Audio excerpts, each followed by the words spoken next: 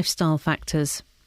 A 28-year-old woman from Newport Pagnell, whose husband died of cancer, is fighting for the right to keep his sperm for longer. Beth Warren has until April 2015 to use his sperm if she wants to have children by him. Carol Abercrombie has more. The sperm's being kept in a clinic in Northampton, but by law can't be stored beyond April 2015. Before he died, Beth's husband, Warren Brewer, made it clear he wanted the sperm kept so his widow could have his children if she wished. Over the years, he kept renewing the official consent forms, but they were time-limited and the consent will run out soon. And Beth, who's 28 years old, says she's not yet ready to have children. It's been revealed that a former UK Independence Party spokesman was jailed for 7 years for leading a kidnap gang in Pakistan. Mujib Bhutto, who claimed political asylum in the UK, was UKIP's Commonwealth spokesman until last month. UKIP said Mr Bhutto resigned once the party became aware of his past. The full report of the Labour Party's internal inquiry into allegations of voting irregularities by the Unite Union in Falkirk has been published by The Guardian. The report, which Ed Miliband has repeatedly refused to release, said there could be no doubt that members were recruited to manipulate the party's selection of a parliamentary candidate. The stepfather of a woman whose car disappeared down a sinkhole on their drive in High Wycombe says it's only luck that they are covered by insurance. It can't be retrieved from the 30-foot drop in Walter's Ash, where it's covered in rubble. Phil Conran says they assumed they would be covered, but that wasn't necessarily the case. Fortunately for us, the gap had opened up under the house, and because therefore the house was at risk, we were covered. Had the hole appeared 10 metres into the drive away from the house, we wouldn't have been covered. In football, Chelsea have drawn level on points in the Premier League title race with Manchester City after beating their rivals 1-0 at the Etihad Stadium. And the weather, mostly dry with broken cloud and sunny spells. The odd isolated shower this morning and getting windy this afternoon with a high of 8 Celsius. And get the latest news and sport online at bbc.co.uk/3 counties. Donald Crowhurst. Donald Crowhurst was the gentleman that pretended to circumnavigate the globe on a boat but didn't. Sorry, it's been bugging me all morning.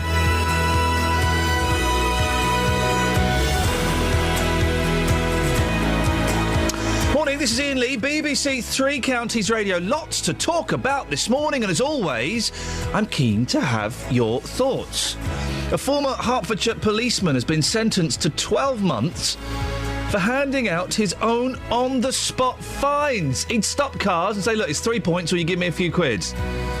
It was almost the perfect con until he tried it with someone from a police family. A Buckinghamshire widow is fighting for the right to bear her late husband's children.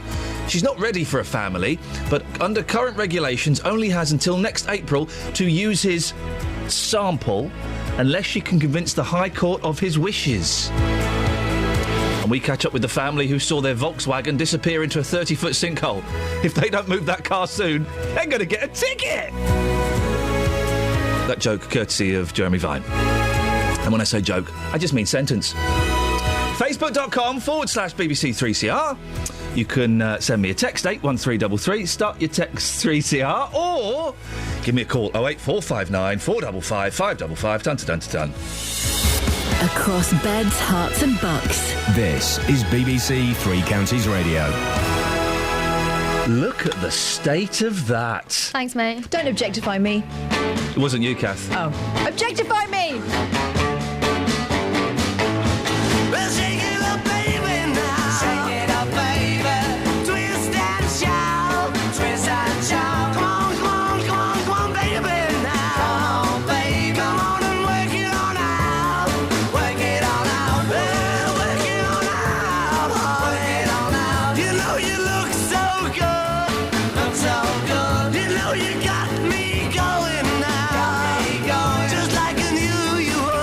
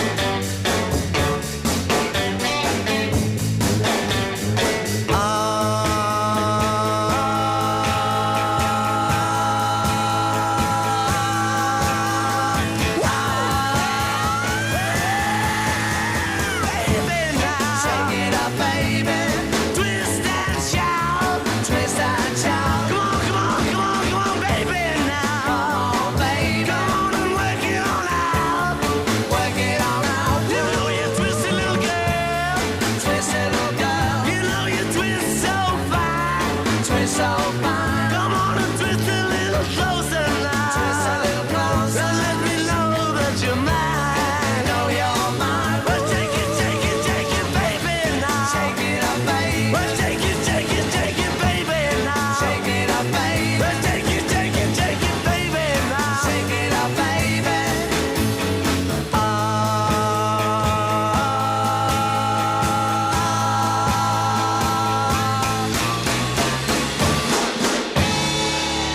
Them Beatles. It's them Beatles. Now, here's an interesting story. A former Hertfordshire policeman has been jailed for 12 months for handing out his own on-the-spot fines.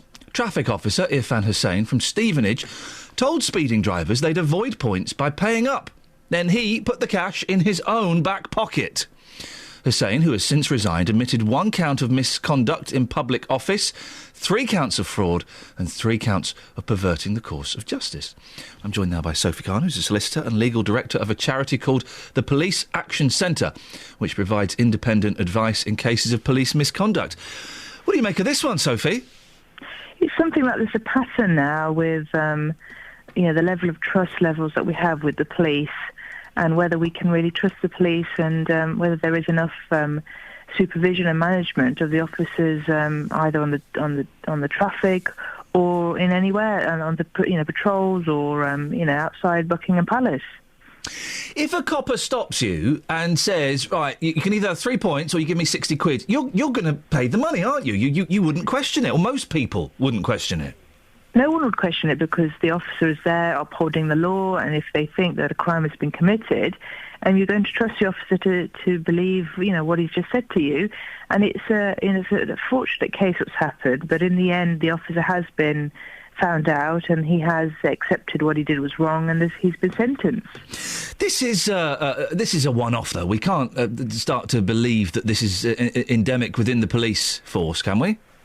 No, there is a pattern now. It's not just the officer in Hertfordshire, the incidents outside Downing Street, and there's been a number of incidences across the country where it shows that the trust levels and the abuse of the police officers' power, it has become endemic, and it's something that needs to be looked at very carefully, and there needs to be proper supervision and management of the officers that are, patrolling the streets, and also, handing out any kind of fines to see whether they are following the law. Who's watching the watchmen, Sophie? Who's watching the police? How do we know we can trust them?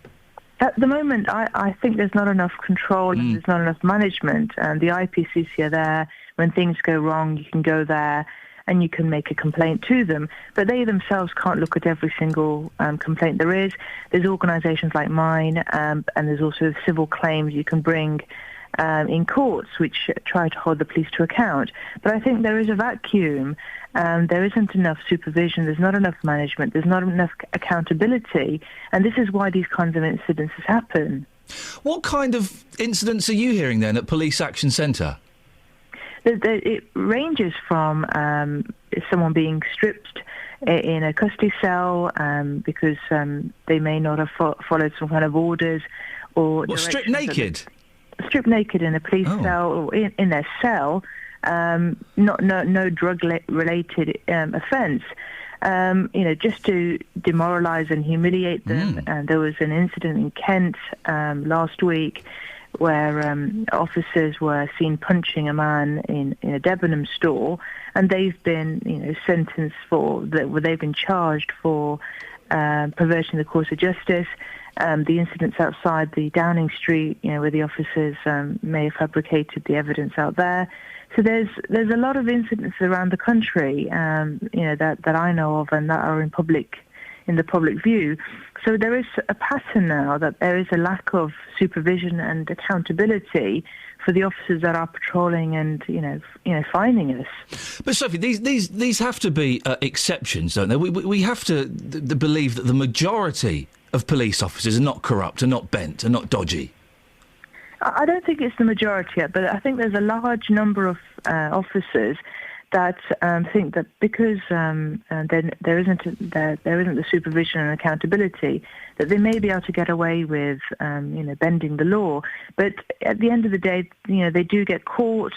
it doesn't go away, and it shows that the legal system does work, and even holds the police to account. But it's only when there is a case in court, there is a civil claim or there is a criminal case, that we can then find out the real the real reasons as to why this happened.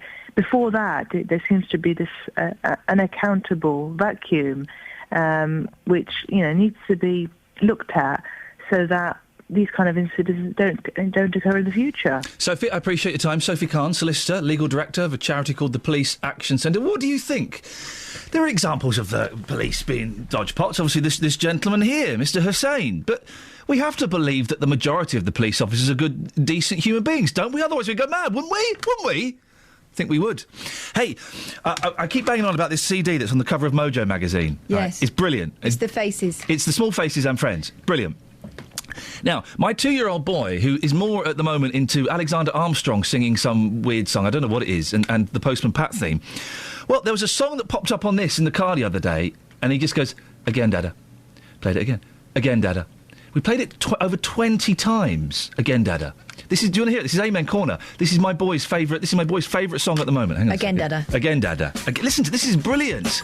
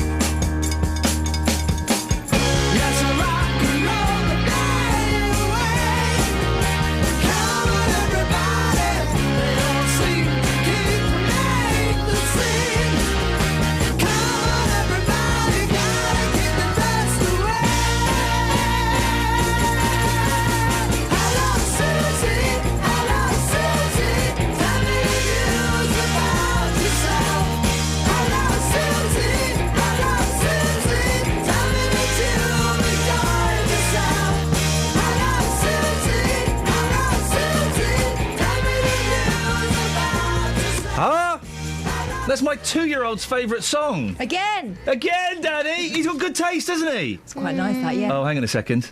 Bets? I think I preferred Postman Pat. Look at the state of that.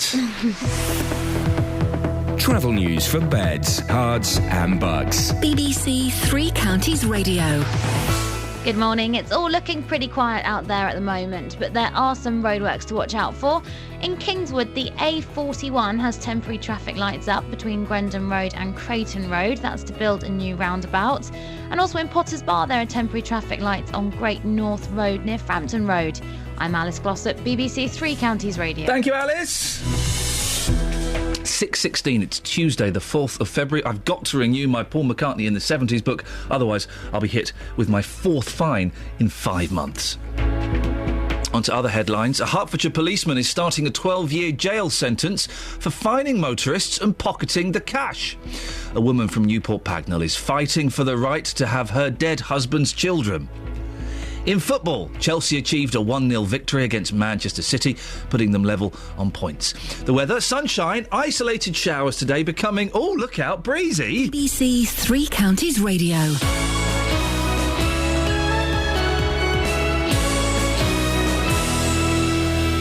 Every weekday from 3, Roberto Perrone. Milton Keynes is smarter than the average city, and the borough has now been named as one of the 5 places invited to a Smart Cities Forum. With the best local news stories. Bedford Hospital's leadership has been described as weak in a damning independent report into the problems in the paediatric department last summer. With the best local talking points. An ordinary postman from Watford had a dream that one day that he would raise enough money to build the first free independent hospital in his hometown in Pakistan. After 3 years of campaigning, hard campaigning, Houghton Regis Leisure Centre swimming pool had been saved and will in fact be reopened. Roberto Perrone, weekdays from 3 on BBC Three Counties Radio. Catherine has pointed out a significant fact, not that it's 21 years, hang on a second, not that it's 31 years since Karen Carpenter died, no. It's an even more significant anniversary today. What's happening? 10 years of Facebook. Facebook murdered Tom from MySpace. Remember Tom? Oh, I remember Tom. He was kind of cute, wasn't he? He was a cute geek, and he's probably lying in a gutter somewhere now, swigging from a bottle of meths, cursing Zuckerberg. My former self has got a MySpace page somewhere. Should we all dig out our MySpace pages today? I think I might have tried to delete it, but they never go, do they? You can't delete MySpace. It is not deletable. Have you got a MySpace page? Yes. Should we dig out our MySpace pages if we can remember where they are? I can't remember. I've only got 3 passwords, so I could probably work out mine pretty quickly. All right, I'm going to dig up my MySpace. Huh? What's your password?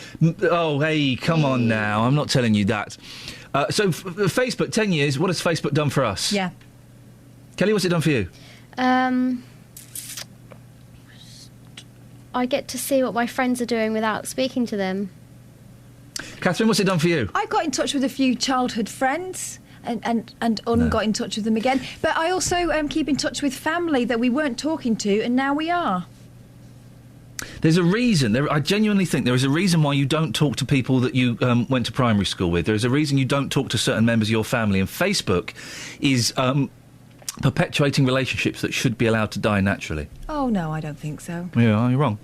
No, I don't think so. You're wrong. Well, yeah, I agree with you, Ian. No, you say that. Thanks, Catherine. What's your problem? You make me sick. You know, every now and then I think you might like to hear something from us. Nice and easy. But there's just one thing, you see. We never, ever do nothing nice and easy. We always do it nice and rough. But we're going to take the beginning of this song and do it easy. But then we're gonna do the finish rough. It's the way we do Proud Mary.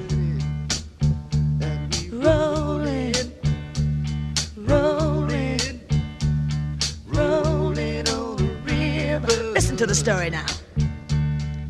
Left a good job in the city, working for the man every night and day, and I never lost 1 minute of sleep, and I was worrying about the way that things might have been. Big wheel keep on turning. Ooh, the Proud Mary keep on burning. And we're rolling, rolling, rolling, yeah, rolling, rolling on the river, rolling on the river. Cleaned a lot of plates in Memphis, and I pumped a lot of tang down in New Orleans. But I never saw the good side of the city until I hitched the ride on the riverboat Queen. Know that big wheel keep on turning. Ooh, the Proud Mary keep on burning. And we're rolling, rolling, rolling, yeah, rolling, rolling on the river. Rolling on the river. Say we're rolling, rolling, rolling, rolling, rolling on the river. Rolling on the river. as I Can Tina Turner. Oh, blimey!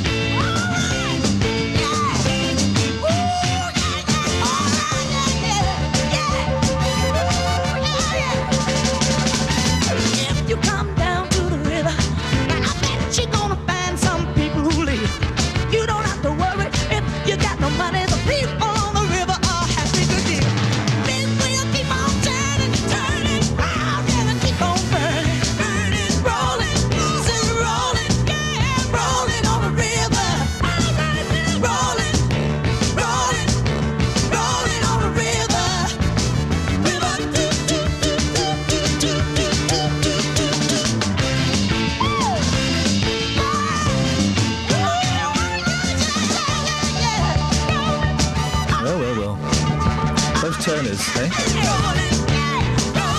Thanks.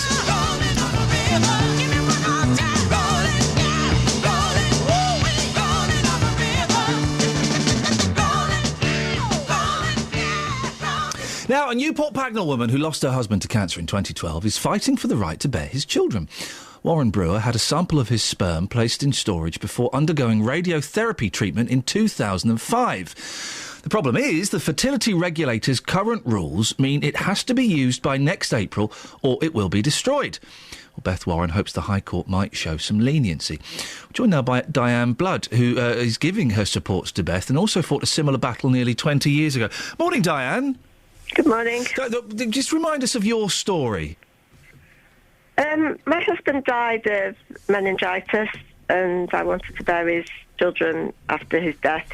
His sperm was stored, as in this case. But in my case, I didn't have any options if I didn't win the court case. I was fighting for the right to either export his sperm or really find any route to enable me to have his children, and I eventually won.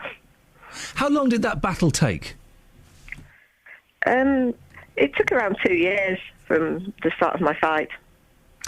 There might be some people listening, Diane, who would think it's a little bit odd that a widow would want to have the children of their husband who had passed away. Why was it so important for you? It was important to me because it was the way of me carrying on my life. We were trying for a child at the time that he died. It was our plans. It was something that we'd discussed. And it was the way of me continuing with the life that I'd planned and the way of me having children. Now, you've been actively supporting Beth Warren in her case, haven't you? I have, yes. I mean, I'm not Beth Warren. We're very different people. She wants time to make the right decision for her. She just wants the time to know that she's doing the right thing, or not, as the case may be, whereas I, to be honest, didn't really have a moment's indecision. I was just blocked every which way I wanted to go. It must be very frustrating to you want to take what you consider to be rightfully yours, both your case and in Beth's case, and the legal system is kind of throwing up barriers. I think, to be honest, both in my case and in Beth's, the the court certainly had sympathy. Everybody just seems to be kind of going, oh, my hands are tied. Well, the court in my case certainly found a way around it and found for me, using the routes that were available. And I just hope that the judge in Beth's case can do the same. And the problem with Beth's case, if I got this right, is that her husband's intention was that the sample should be kept in continued storage, but he never signed a document stating that. Is that right? Not quite. Okay. He signed multiple documents. Right. Every form that he was given, he signed saying that he wished Beth to have the opportunity to use his sperm after his death. And he signed whatever he was given. The problem is some of those forms said 2 years, some of them said 7 years, some of them didn't say anything. He just signed whatever he was given. Right. Without ever being presented with his full options, which were that she could actually have stored it up to 55 years. So he was never given the opportunities that were legally available to him. Which way do you think it's going to go? It would be a harsh courtroom that kind of turned down her denial, wouldn't it? Well, to me, it makes no sense to force a widow into a situation where she really has to make a snap decision over something so important as to whether she's going to have the baby of somebody who's no longer going to be with her to support her doing that, or to create embryos, which would actually give her another 7 years. But then once you create embryos, your financial, emotional and ethical stakes are just so much higher. So it doesn't really make any sense. Every common sense person would say, if she doesn't know and can't quite make up her mind at this moment in time, then give her longer. Don't force her into a situation where she's got to go now or never. Diane, you've got 2 boys. How old are your boys? My oldest is 15 and my youngest is 11. And I'm assuming you've explained to them that the situation around their birth. Yeah, I mean, it's not really a conversation I kind of sat down and had on one particular day. It's just something they've grown up with and something they're aware of and something they know about. And what are their thoughts on it? I don't think it's something that really enters their lives much. It's just the way they are and the way they're born. It's a bit like asking, I don't know, a British person, how does it feel to be British? Yeah. You just are. Yeah, it's just the way they are. Diane, it's fascinating. Thank you very much for your time this morning. It's Diane Blood. Talking there about Beth Warren. Do give us your call, your thoughts on that. 08459 455 555. Should this woman have the right to do with her dead husband's semen what she sees appropriate? 08459 455 555. Travel news for beds, cards and bugs. BBC Three Counties Radio. Starting by looking at the speed sensors, things looking a little busy but moving on the A5 around Dunstable. That's in both directions. In Tiddington, Sandy Lane still closed because of flooding between Oxford Road and Old London Road. On public transport, the Victoria Line has severe delays because of emergency engineering works. I'm Alice Glossop, BBC Three Counties Radio. Across beds, hearts and bugs. This is BBC Three Counties Radio.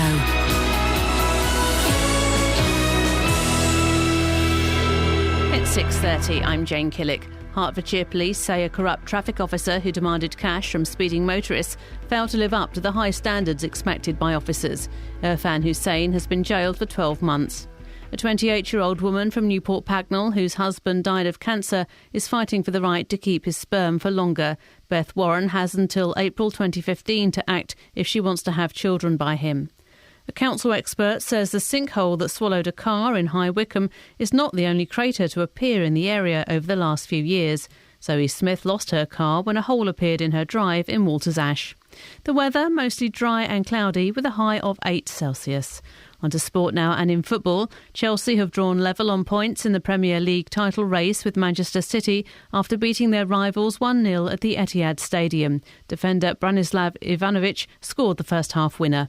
Now it's Hazard again, pulling the ball back to Ramirez. Great challenge coming in from Company. Shot driven in and a goal for Chelsea from Ivanovic.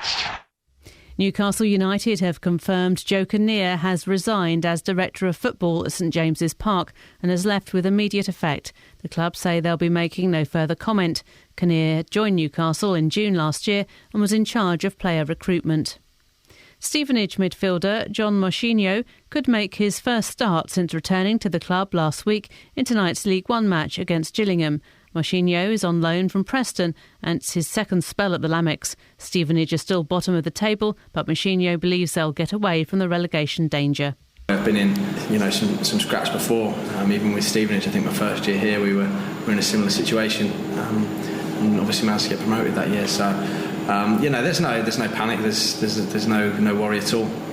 Just need to take one game at a time and see what we can do, see what we can build on. And in rugby, England wing Johnny May is fit to play in Saturday's Six Nations game against Scotland, despite breaking his nose in the defeat by France. BBC Three Counties News and Sport. I'll be back with the full bulletin at 7. Across beds, hearts and bucks. This is Iain Lee. BBC Three Counties Radio. Morning! This is Iain Lee, BBC Three Counties Radio. Lots to talk about this morning, but before that, regular caller Matt's in Luton. Morning, Matt. Morning, Lee. Matt, I hear you've got some news for us. Yeah, Mum passed away this morning about, I think it was around about 2 o'clock, 2:30. She went very peacefully and all the girls are there, and Paul, Julie, Helen, Claire, they're here now because we waited and Neville's come and picked her body up, and then we come back to the house.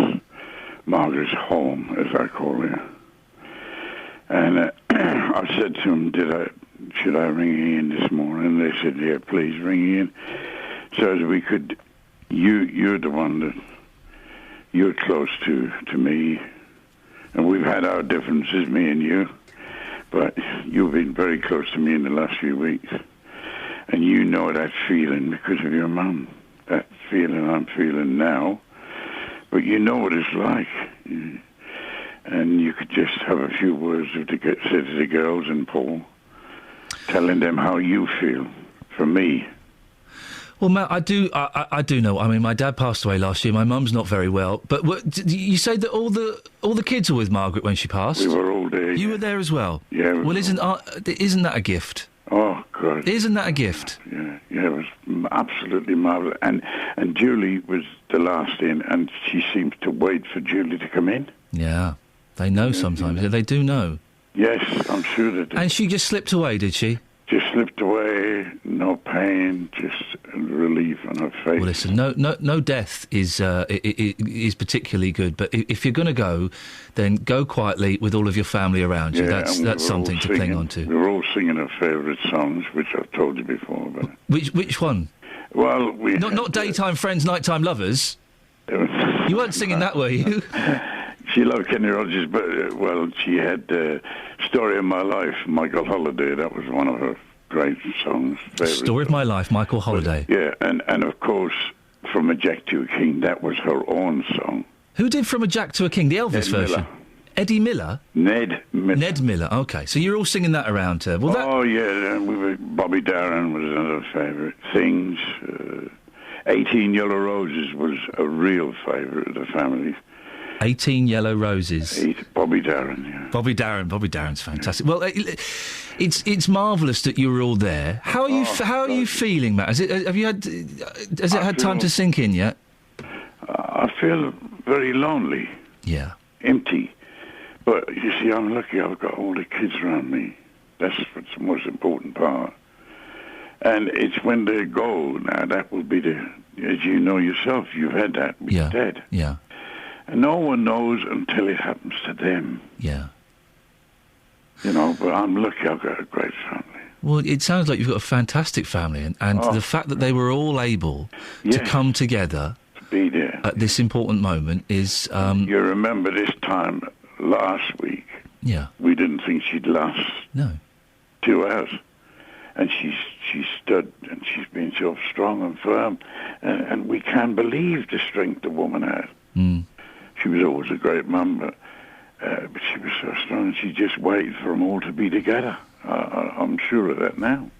You've got listen, Matt, there's a bit more sadness coming, as you know, because you've got the funeral and things like that. Yeah. But you can all kind of start to move on now. And when I say move on, I don't mean forget Margaret at all. You'll never forget her, but you can all start to move on with your lives knowing that she's at peace now. Yeah. And could you tell Jonathan also? Please? Yeah, I will let Jonathan know. Because, you know, he was a great...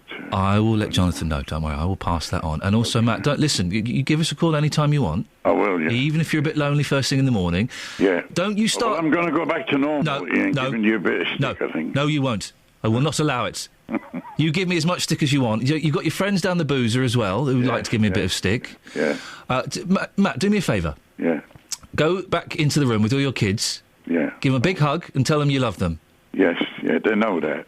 Go and tell them now, because now is an important time for people to remember just how much they love each other, all right? Yeah, okay. Matt. Cheers, Ian. Thank you very much. Nice to speak to you, and we're all thinking of you and your family. Thank you. Lots of love. Cheers, Well, should we play a little song for Margaret? I think it would be appropriate, wouldn't it? From a jack to a king, from loneliness to a wedding ring, I played an ace and I won a queen, and walked away with your heart. From a jack to a king, with no regret I stacked the cards last night, and Lady Luck played her hand just right to make me king of your heart. For just a little while I thought that I might lose the game. Then just in time I saw the twinkle in your eye. From a jack to a king, from loneliness to a wedding ring, I played an ace and I won a queen. You made me king of your heart.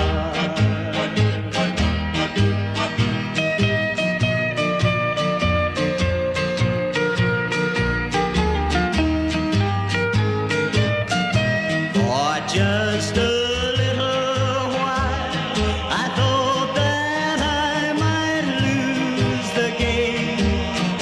Then just in time I saw the twinkle in your eye.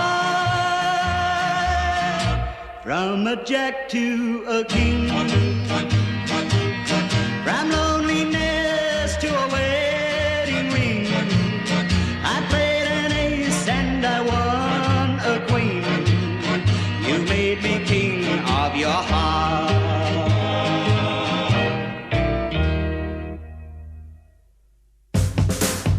Across beds, hearts and bucks. This is Iain Lee. BBC Three Counties. There we go. Play that for Margaret, who's, off on another journey now, and lots of love to all of her family there. Catherine's in the studio. Hello. Morning, Catherine. Good morning. Newspapers, is it? Yes, it is. It is. What you got?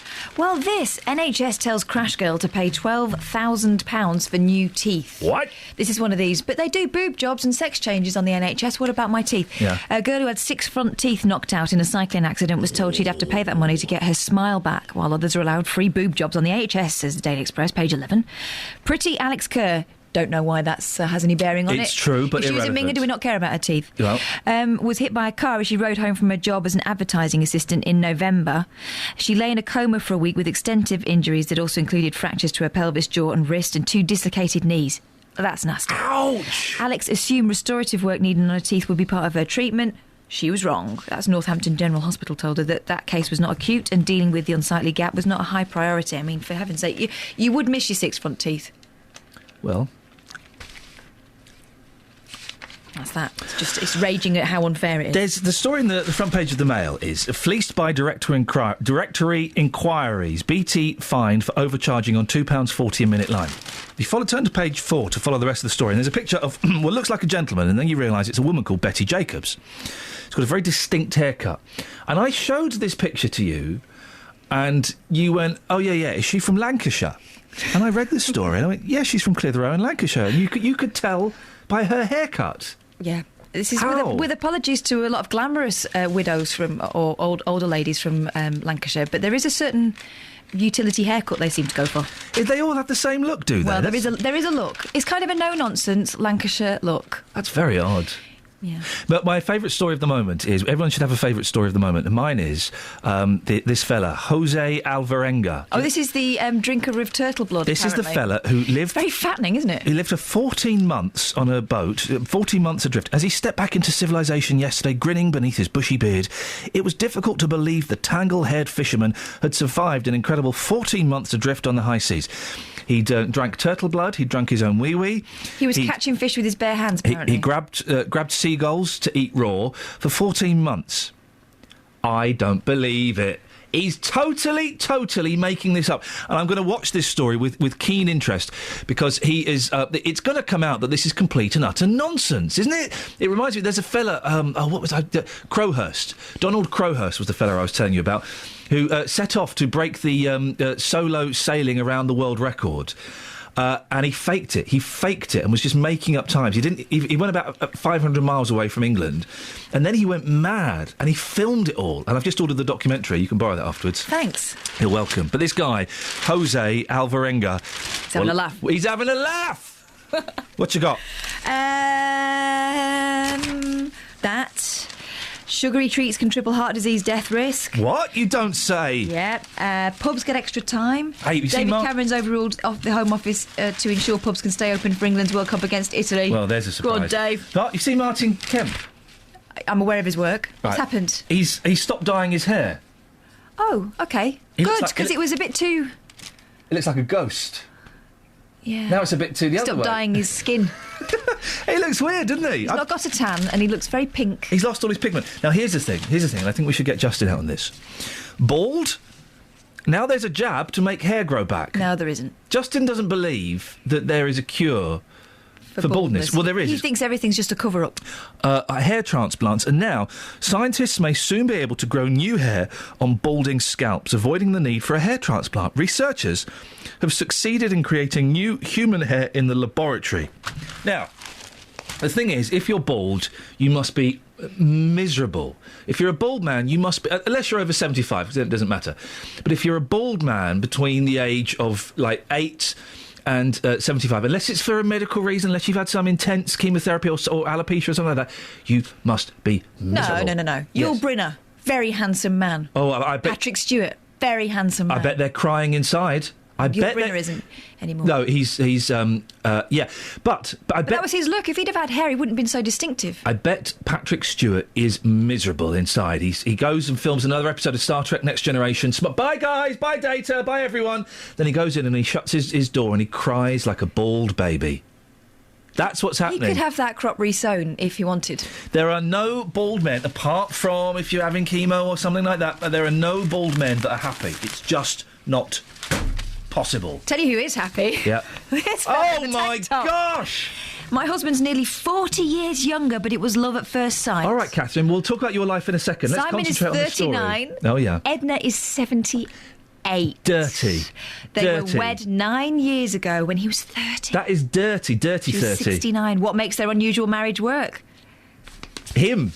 And her. It's. I mean, you look at the picture and there's a documentary on Channel 5. He looks like someone acting the part of, I'm going to say it, a mummy's boy. He looks like a Steve Coogan character, doesn't he? Yeah, he's got like a comedy tank top on. I don't know whether they've stitched him up for this picture. She appears to be knitting him another one. He just imagine. Imagine that. Look, let's not reduce it to that, but stop it. That's too much, isn't it? 39 and 70. We often talk about age gap relationships. 40 years is disgusting. It is disgusting and perverse. Could be a gran. Oh, God. Travel news for beds, cards and bugs. BBC Three Counties Radio. The M25 anti-clockwise is building up now at junction 21 for the M1, looking a little heavy there. On the speed sensors, the North Orbital is queuing at the Park Street roundabout heading northbound. And on public transport, the Victoria Line has severe delays after earlier emergency engineering works.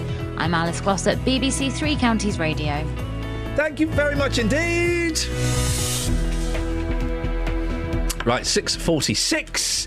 It's Tuesday, the 4th of February. Don't laugh, no. These are your headlines this morning on BBC Three Counties Radio. A Hertfordshire policeman is starting a 12-month jail sentence for fining motorists and pocketing the cash. A woman from Newport Pagnell is asking the High Court for more time to conceive her dead husband's children. In football, Chelsea achieved a 1-0 victory against Manchester City, putting them level on points. Good for those guys there. Right, let's get the weather now. Here's Kate. Beds, Herts and Bucks weather. BBC Three Counties Radio. Good morning. Well, it's not a bad start. 1 or 2 showers perhaps as we head through the morning, but they're fairly isolated and we'll be quite unlucky to get one.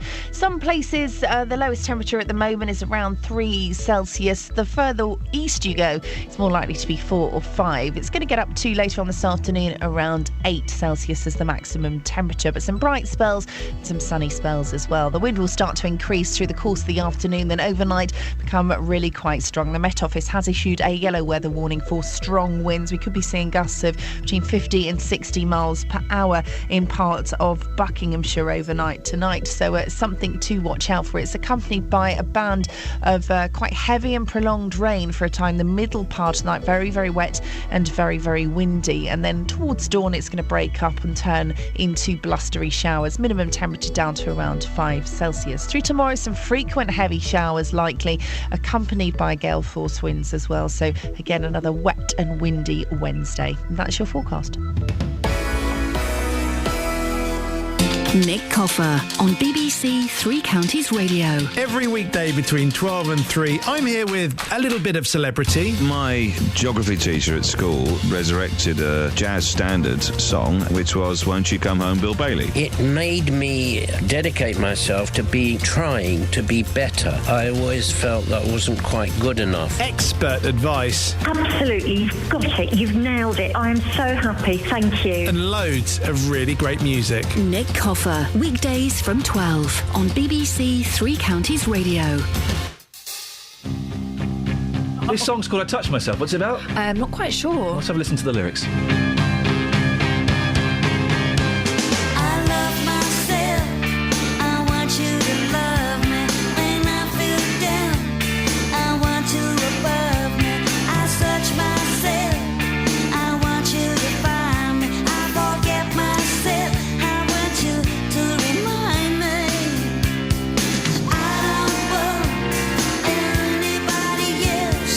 When I think about you, I touch myself.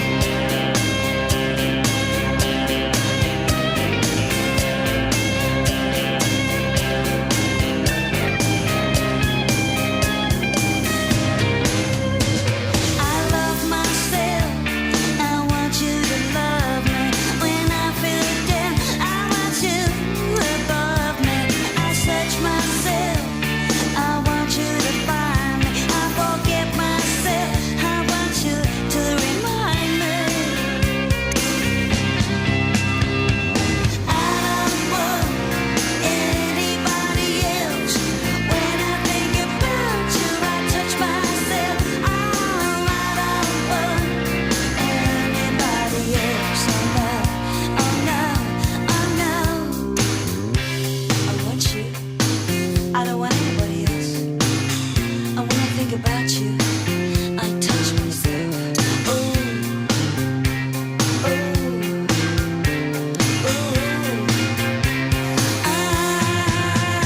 I don't want anybody else. When I think about you, I touch myself. Oh, I don't want anybody else. When I think about you, I touch myself. I touch myself. There we go. What do you reckon, Dennis? What, the song? Yeah, you like it? No, I'm just getting over the insult about Lancashire. Oh, for goodness sakes. I honestly do. I'm not lying. I've not been lying for the last 3.5 minutes. I honestly do. She honestly does, Dennis. Well, no, sorry. No? Oh, OK. So the insult about Lancashire, remind us what it was. You were saying there's a traditional haircut for Lancashire, and you've got a young lady in your office. She comes from Lancashire. Yeah, my granddad had the haircut.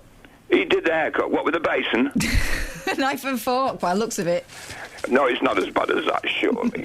And then he goes on about a hair transplant. Yeah.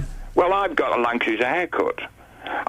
My forehead is so high it reaches the back of my neck. Can I just say, right, I've said there are no bald men who are happy, fact, OK? And that's a fact. That's a fact, isn't it, Kelly? It's a fact. Happy fat. I'm happy and fat. Oh, hang on. Bald. I'm bald as well. For goodness sake, get your ears cleaned, right? Deaf men are not happy. And so we've tweeted at BBC 3CR the quote, there are no bald men who are happy, fact, OK? Then Matthew Robinson has replied, ha ha! Nor black people or fatties laughing at people is brilliant. Great phone in. Guess what? Matthew is bald. He's not happy with himself. He's unhappy with himself. He's taken offence because he's unhappy with himself and what goes on in his life. Which is sad, isn't it, Dennis? Oh, very, very sad. Let me just block him as well. No, get off with it. It's lovely to have a bald head. No trouble at all, honestly. What, Dennis, what do you want? Well, I rang in to say I thought that gentleman who lost the lady, I thought that was very good, and I thought you did a super job with that. Because, not pushing it, I'm getting towards that area now. So I'm hoping that people think that when I go. Because I've told them I don't want any rocks on top of me with anything on about me. I just want to go. And I hope that lady felt the same way. The family was there. Yes. Well, no, if you're going to go peacefully with all your kids and your husband around you. Beautiful. And I don't, in my case, I don't want them to put any stones on top of them with my name on. I just want to go. Yeah. And I don't. If they can't remember me, then you should. I tell you what you should do, Dennis. Yes. You should stop phoning me. But what also you should get put up. You can get put in a firework. Put in that's fine, yes. You have to be cremated first. It'll be pretty macabre otherwise. But they cremate you, and then they put you in a firework and fire you up in the sky over Dunstable. Well, that's right. Why don't they get round to rocket ships that take everybody up there towards the sun? Once you start going towards the sun, it'll be sucked in. You'll also keep Earth warm then, won't you? Yeah. You burn up. No, honestly, no, I'm not. You could be made into a necklace, Dennis. Well, what the a hell little would I bald look necklace. Like? Yeah. Here's the thing I saw in the paper at the weekend, OK? Now, this is horrific. They wouldn't let me show it on Sky News. I was doing Sky News. They wouldn't let me show it, OK? The new fashion, Dennis, is to get the body of the deceased and to put them in a pose that they liked to be in when they were alive. What, like holding the remote control? Well, there's a fella on the back of a Harley Davidson and there's a boxer in the boxing ring all dressed up ready to go. Would that appeal to you, Dennis? No, the position I would like to be in, but not be shown on television. OK, thank you very much. We'll say goodbye to Dennis. You knew that was coming. I was... You right, Kelly? Yep. OK. That was unpleasant. Have you got anything else? Or yeah, should I play two a things, song? two beauties. Go on. Paul Hyde, 52, from Wolverhampton, has had his £59.50 job seekers allowance cut because... I don't know. I just said a teacher thing to you, didn't I? Yes. Because officials from Job Centre Plus said his strategy of standing on the street with a placard begging for work was not a suitable way of getting a job. What are you doing there? I'm just messing around with Kelly's fader and indeed her mind. Doing. And here's another one. Stoke-on-Trent Council has signed up 500 obese residents to a £10,000 scheme under which they'll be texted helpful advice, such as eat less and walk to the shops. This is crazy. That's obvious. If you want to get slim, walk more, eat less. there are other things, other issues around it as well. Put that Mars bar down. Unless you're about to do some strenuous activity. Yeah, exactly. Oh. Blimey, should we have some of this? Yeah.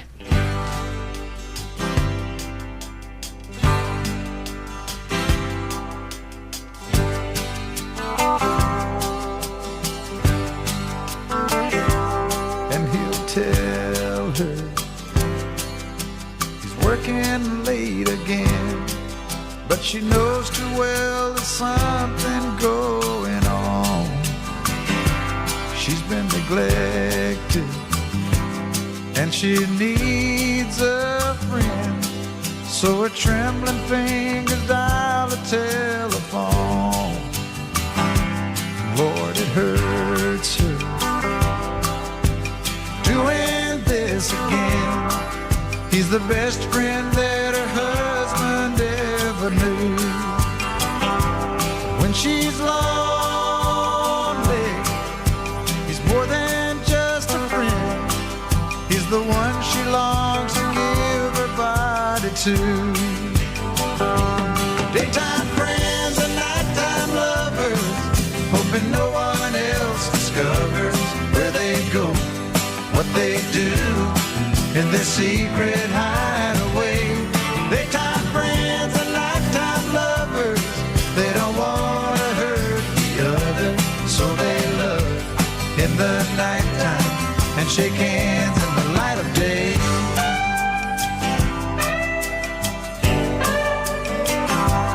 When it's over, there's no peace of mind, just a longing for the way things should have been. And she wonders, We've got to end this song early. men never find. Shame, it's a cracking record. Needs a lover and a friend. Daytime friends and nighttime lovers. Hoping no one. A little bit of Kenny Rogers. Where they go. For Matt and Margaret and all the kids. The kids are in their 40s, blimey. 08459 455 555 is the telephone number. If you want to give us a call, you can. We're talking about bent police officers. And should a widow have the right to have a child with the sperm of her deceased partner? We'll talk about that and more. First, let's get the travel. Travel news for beds, cards and bugs. BBC Three Counties Radio. The M25 anti-clockwise very slow now between 17 for Maple Cross and 16 for the M40. Also struggling between 21 for the M1 and 20 for Kings Langley. And in Bricketwood, the North Orbital very slow at the M25 junction 21A roundabout. Public transport has no reported problems. I'm Alice Glossop, BBC Three Counties Radio.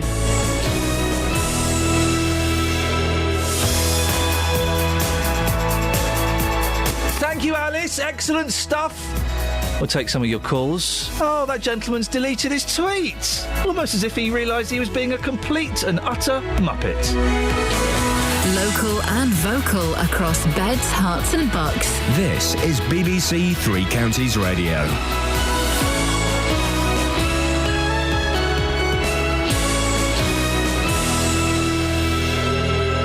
It's 7 o'clock. I'm Jane Killick. The headlines. Jail for a Hertfordshire traffic cop who pocketed fines from motorists. A woman from Newport Pagnell fights for more time to have her dead husband's child.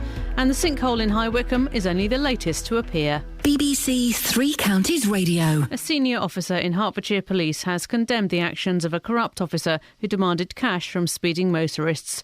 Irfan Hussain was sentenced to 12 months in jail for demanding cash fines from motorists he caught speeding.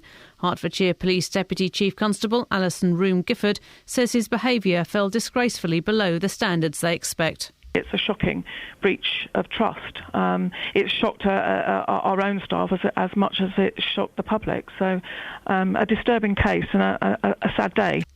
A tidal wave of cancer is set to sweep the globe over the next 2 decades, according to the World Health Organization. It predicts longer lifespans and increasing populations will cause rates of the disease to rise from 14 million a year to 24 million a year by 2035. The WHO says the cost of treatments are spiralling out of control and governments should concentrate on trying to prevent the disease instead. A 28-year-old woman from Newport Pagnell, whose husband died of cancer, is fighting for the right to keep his sperm for longer. Beth Warren has until April 2015 to act if she wants to have children by him. Carol Abercrombie has more. The sperm's being kept in a clinic in Northampton, but by law can't be stored beyond April 2015. Before he died, Beth's husband, Warren Brewer, made it clear he wanted the sperm kept so his widow could have his children if she wished. Over the years, he kept renewing the official consent forms, but they were time limited and the consent will run out soon. And Beth, who's 28 years old, says she's not yet ready to have children. BBC News has learned that a former UK Independence Party spokesman was jailed for 7 years in Britain for leading a kidnap gang in Pakistan. After being released, Mujib Bhutto claimed political asylum in Britain before becoming UKIP's Commonwealth spokesman. A 48-hour strike on the London Underground will start at 9 o'clock tonight. Unions are protesting about the planned closure of ticket offices, which they say will cost nearly 1,000 jobs. A council expert says the sinkhole that swallowed a car in High Wycombe is not the only crater to appear in the area over the last few years.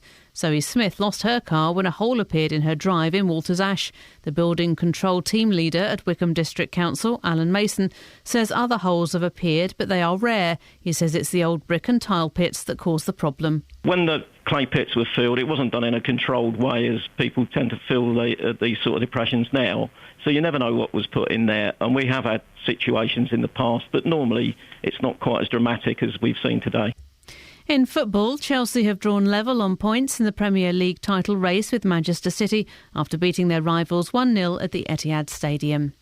The weather, mostly dry with broken cloud and sunny spells, the odd isolated shower this morning and getting windy this afternoon with a high of 8 Celsius. And get the latest news and sport online at bbc.co.uk/3 counties.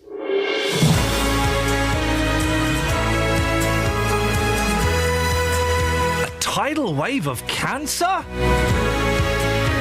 Wow!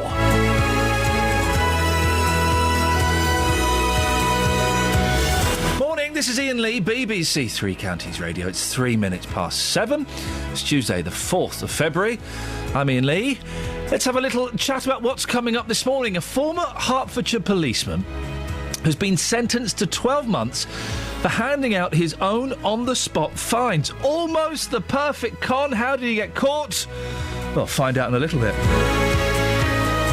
A Buckinghamshire widow is fighting for the right to bear her late husband's children. She's not ready for a family, but under current regulations only has until next April to use his sample unless she can convince the High Court of his wishes. Well, what do you think? Is it right, appropriate for a widow to have a child using the sperm of a deceased husband? And we'll catch up with the family who saw their Volkswagen disappear into a 30-foot sinkhole.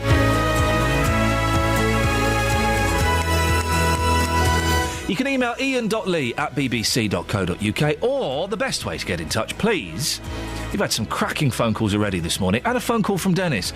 08459 455 555. I noticed some criticism on the Facebook page the other day saying, well, your presenters, when they're giving out the phone numbers, can they say it a little bit slower, please? So, here goes. 08459, yes, 455 555. Across beds, hearts and bucks.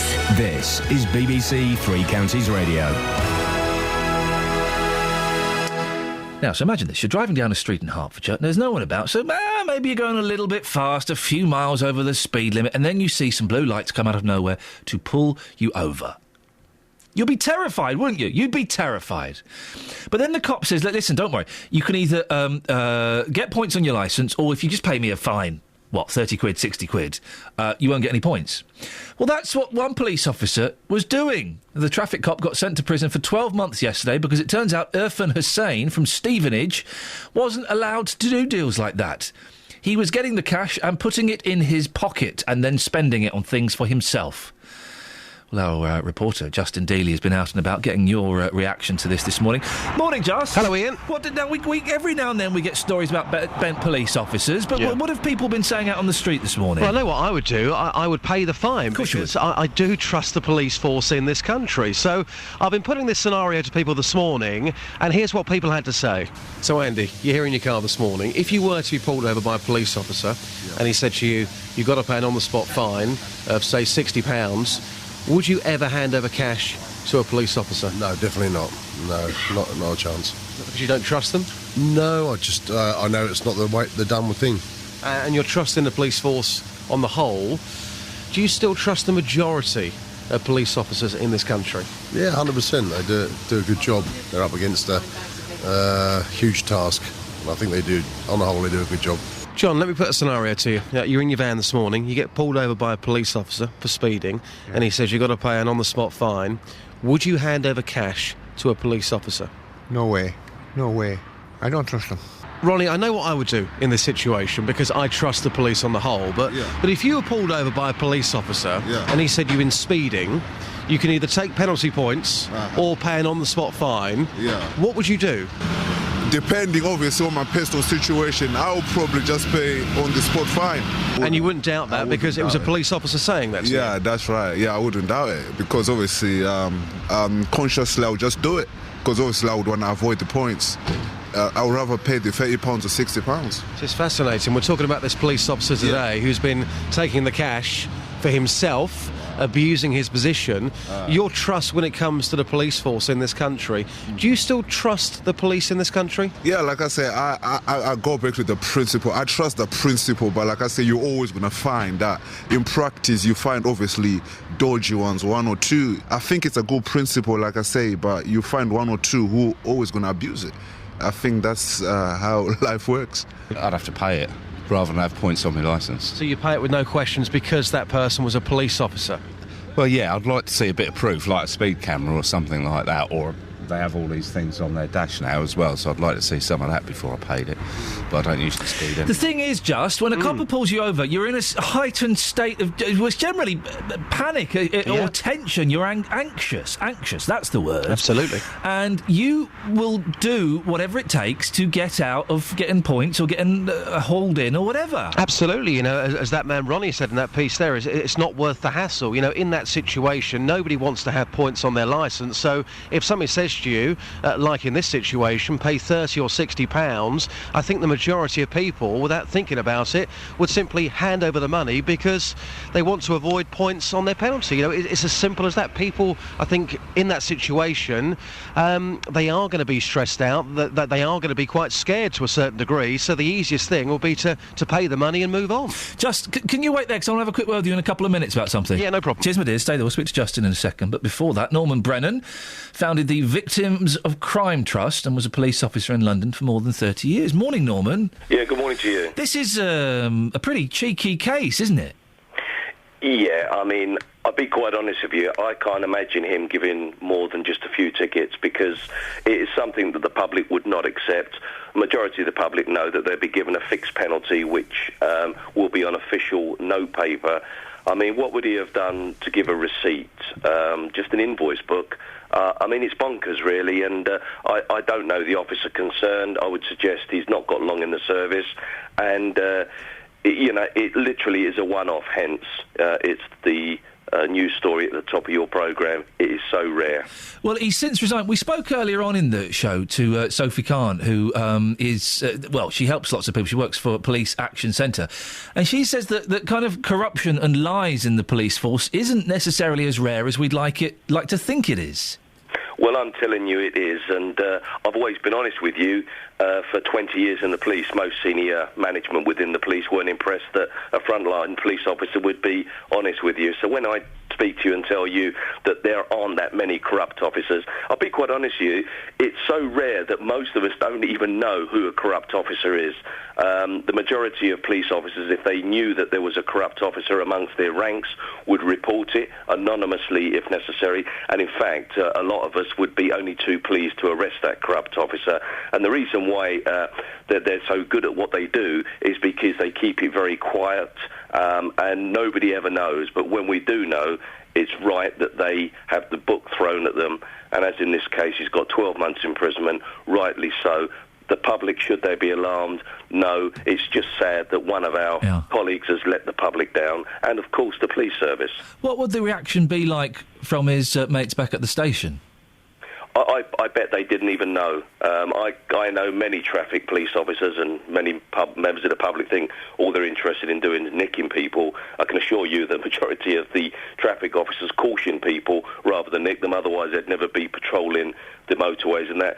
But they feel let down. They wouldn't know what he would have been doing. I would suggest that he was single crew, which means he actually patrolled on his own. Yeah. And rightly so. If somebody phoned me up and said, Norm, you're ex-old Bill, my mate was given a ticket the other day, I'd be the first one to phone the professional standards or an appropriate officer and saying, have a look at this guy. And that's exactly what's happened. He's been taken out of circulation. He's not in the police service anymore. And just like the odd rogue doctor, you know, at the end of the day, would you stop going to the doctors if someone in Northampton had acted badly? No. You would be a little bit concerned, but I think you would say the majority of doctors, just like police officers, are hard-working and honest people, and rightly so. When something like this happens, it is the headlines. It's been a tough 12 years for the police. Hillsborough, Plebgate, there are a few other stories that have popped up. Do you think that the public's trust of the police is at a low? It's not as high as it could be. And I know many police officers now that, you know, you really don't want to keep on giving them bad news. And it's a bit like the racist baseball bat after the Duggan shooting. I mean, it was, for example, that was the most recent one. The police acted in accordance with all of the guidelines. And when I looked at the verdict, anybody who thought the police would have actually been found guilty of an unlawful killing rather than a lawful killing. Frontline men and women are just members of the public that put themselves forward. If you keep on kicking them and bashing them day in, day out, week in, week out, at the end of the day you're going to get a demoralised police service, and the public do not get the best from a demoralised police service. So yes, we have made mistakes. We learn from them. There's always inquiries after controversial cases such as the Duggan shooting and the Hillsborough. We move on, we learn. Don't give up on the police, because at the end of the day, the police are just like members of the public, just like you. They make mistakes, but the majority of the time they get it right. Norman, I appreciate your time. Can we get you on for longer next time, please? I could talk to you for ages. It's fascinating stuff. No problem. Cheers, Norman. Thank you very much. Norman Brennan, founder of the Victims of Crime Trust. What do you reckon? Do you trust the police? 08459 455 555. Just, you still there? Yes, boss. So, there's a story in the the Mail today. They found a cure for baldness again. Oh, have they? They keep finding cures for baldness. Now, this one, you get an injection in your head and your hair grows back. Beautiful. Lovely. Beautiful. Yeah. Now, I said earlier on today, I don't think there are any bald men who are happy. People with chemo medical conditions to one side. I'm talking about people who have gone naturally bald under the age of 75. There can't be any bald men who are happy. Matthew Robinson on Twitter has taken great offence. Ha ha ha ha! Nor black people or fatties. Laughing at people is brilliant. Great phoning, says Matthew Robinson, who's wearing a baseball cap to hide what looks like a bald head. He's bitter and twisted. So, can you go and find some baldies and ask if they're happy, Just? Yes, do you know what? I think on this particular occasion, I think, you know, I agree with you to a certain degree on this one, because a number of bald people, they, of course, they're going to go for treatment, they're going to try and do something about it, they're going to wear a baseball cap, so that kind of backs up what you're saying. I think the majority of bald men, if you said to them, I can give you a miracle cure and you can have hair, I think 99.9% of people, they would take that option, sure. Of course they would. Of course they would. Absolutely. Go and see what you can find out for us, Justin. We'll speak to you later on. Thank you, boss. Cheers, my dears. 08459 455 555 is the phone number. Travel news for beds, cards and bugs. BBC Three Counties Radio. We've had calls in from Philip and Gary on the M1 southbound. Now, around junction 10 for Luton, a wheelie bin has fallen off of the back of a lorry. This is currently in the middle of lane 1 and 2, so that may cause serious problems as you drive down that stretch. On the speed sensors in Beaconsfield, the Amersham Road approaching the A40 is queuing, and the A1M southbound heavy at junction 7 for Stevenage. Public transport has no reported problems. I'm Alice Glossop, BBC Three Counties Radio. Thank you, Alice. It's coming up to 7:16. It's Tuesday, the 4th of February. I'm Iain Lee. These are your headlines on BBC Three Counties Radio. A Hertfordshire policeman is starting a 12-month jail sentence for fining motorists and pocketing the cash. A woman from Newport Pagnell is asking the High Court for more time to conceive her dead husband's children. In football, Chelsea achieved a 1-0 victory against Manchester City, putting them level on points. The weather today, sunshine and isolated showers, becoming breezy. If you want to take part in the show, 08459 455 555. BBC Three Counties Radio.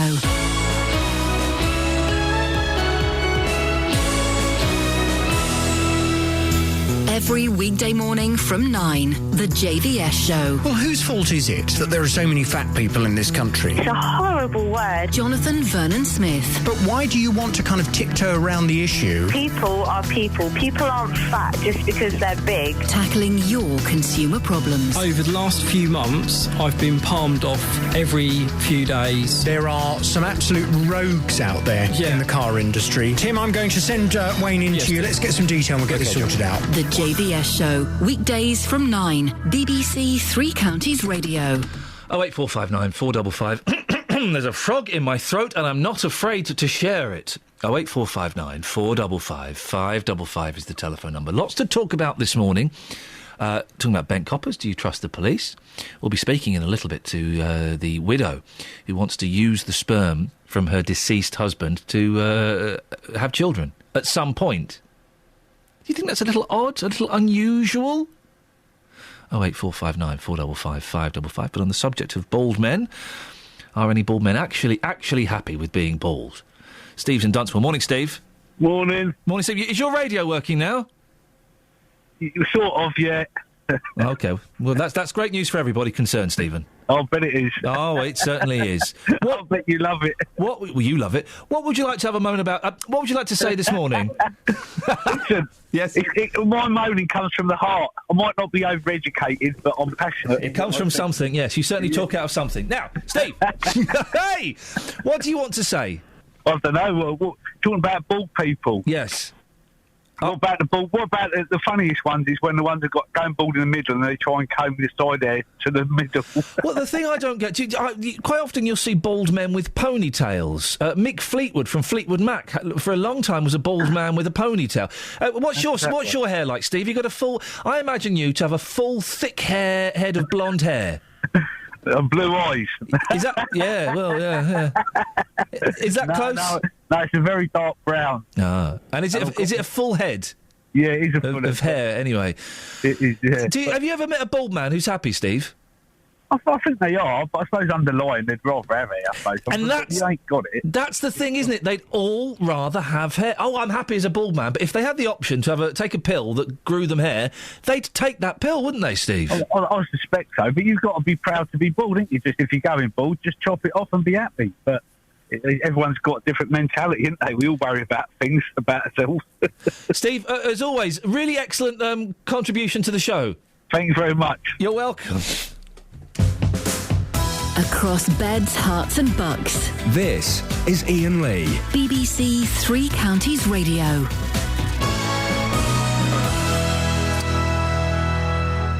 You do wonder if... Steve has said in the past his radio isn't working.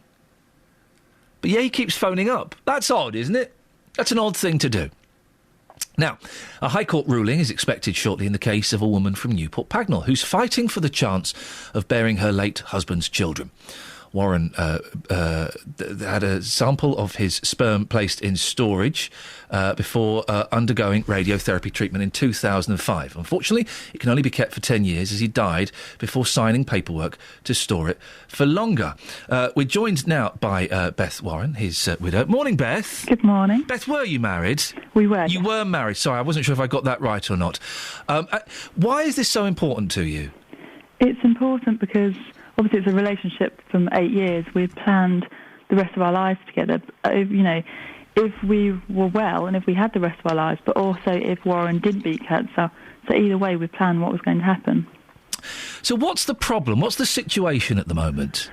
The situation, it's all about paperwork. Warren gave consent for everything he possibly could to do with posthumous conception, with naming himself as a birth father and so on. But the consent for storage of the sperm was on separate time-limited forms, which have run out. And why? And when does it run out? Is it April next year? It is, yes. Originally, I was told I had 10 weeks from the day he died to become pregnant. Oh, dear. And at that point, I sought legal advice. So I've since been granted 2 short extensions, but I'm looking for longer. Why are you looking for longer? Why aren't you ready to have children now? At the moment, with current timings for April 2015, I should be looking to get pregnant immediately. And as it is, it's just coming up to 2 years on Sunday since my husband died. It's been a really difficult time, including 2 months before my husband died, my brother died. Oh, dear. At that point, I was faced with going straight back to work because I was self-employed and going back to university as well to finish the masters that I deferred so I could care for my husband. So you've had a rough couple of years, haven't you? And yes. It would be difficult to make such a life-changing decision in those couple of years. I think so. And to be honest, fighting this for 2 years has been incredibly difficult as well. I do think it's difficult to focus on grieving when you're focusing on a legal battle. I'm glad you brought that up, Beth, because I was going to mention that. Do you think that the part of this battle is in, and if I'm crossing any lines, tell me to shut up. But do you think part of this battle is an attempt to prevent the grieving process, to hold on to Warren, and it's stopping you from moving on in your life? I think obviously I'm trying to move forward. That's what I want to do. But I do feel this has stopped me. When you're fighting to try and keep hold of the past, I want to be able to move forward knowing that if I want to do this, I can, but I don't have to do this at the same time. But if you're fighting for the past, it's really difficult to let go and move forward. Yeah. Is there a medical... I mean, how long can this stuff last for? Pretty much indefinitely, really. Wow. It can be kept from the legislation for up to 55 years. Yeah. But that's more sort of a practical thing. And obviously I wouldn't want to keep it anywhere near up to 55 years because I wouldn't need it that long. No. It's just that right now, at the age of 28, when I lost my husband at 26, we weren't even planning to have children yet together, let alone we thought another 2 years. You know, we're the sort of couple that set all our time periods. We weren't looking to do it just yet if he were alive, let alone if he's dead and I'm on my own. And I'm trying to struggle with dealing with life now, just being me. I'm trying to step carefully around this, and it's difficult sometimes, so apologies if I'm being clumsy and heavy-footed here. But there might be some people listening, Beth, who think that what you're doing isn't natural. The natural chain of events when there's the tragic loss of a partner is you grieve, you mourn, and eventually, if you're lucky... you move on and you find someone else. It doesn't replace the person who passed away, but you find someone else to share your life with, and you might then have children with that person. Mm-hmm. Have you followed that kind of train of thought? Of course, yeah. I've had every horrible possible thing said about me online, really. And I think that's one major thing that I do really accept, that posthumous conception is very much what the person thinks is acceptable. But for me, it was something that my husband and I talked about. We've been through cancer. We knew that this might be happening. He wanted to leave me this choice. And I know it would be incredibly difficult for the child, but that's another reason why I'm saying, please give me more time. Right now, emotionally, I feel like maybe I would be holding on to him. Is it the right reason? Am I doing it because that's what I should be doing, because it's what we talked about, because what we planned for? Or is it because I still feel a bit heartbroken and lonely? And right now, just nearly 2 years down the line, I know for me... Some people say I should have moved on already, but I'm struggling and I need more time. No, of course. And in the future, I might not do it, whether it's I'm not, financially ready to do it on my own, whether it's because I think it's not right for that child, whether it's because I think I just can't do it on my own. But right now, it's not the right time to be starting to try and get pregnant. And also, knowing when you've lost your other half in the most literal sense, you know, 2 years is nothing at all. You said that people have been saying horrible things about you online. What have people been saying? Oh, even things like, if she loved him, she'd have married him more than 6 weeks before he died. Oh, dear. But for that, we'd actually had a wedding planned the summer before. I had the fairy tale dress, we had the church venue. And because of his illness, it was so unpredictable, we postponed the wedding because we thought, let's just wait until he's better, until we can do this properly. So it's things like that they don't know me, they don't know us. I'm torturing his parents, that's another thing. And they're so supportive and so proud of what I'm doing. Well, listen, I've found out the hard way that most people on the internet are idiots, and you don't have to defend yourself against them. Beth, stay there a second. I just want to bring James in. James Lawford-Davis, specialist fertility lawyer with Lawford-Davis Danoon. James, you're representing Beth in court. It seems very complicated. Well, it is quite complicated, although you can reduce it down to the simple question of whether or not there's flexibility in the law to allow Beth to keep the sperm for a little longer. That's the heart of the matter. And well, obviously you believe that there is flexibility. Yes, well, we have a bigger legal team than just me. We've got an excellent QC and 2 junior barristers who've all been working together on this, and we've come up with a lot of arguments that we think are very compelling. We're just waiting to see what the judge made of them last week. And what is the kind of the crux of this case, James? Is it that Warren signed the wrong bits of paper, or he didn't sign the right bit of paper? Well, Warren signed a series of consent forms which showed very clearly and beyond any doubt that he wanted the sperm to be kept after his death, and he wanted Beth to be able to use it. But on those forms he also had to sign to say that it could only be kept for a certain period of time, because the clinic where the sperm was kept had a rule that said you can only store for as long as we have NHS funding. And then, very close to his death, Warren signed a form to say that he wanted to extend that further, but that particular form, that last form, was not time limited, so there was no specific time mentioned on that.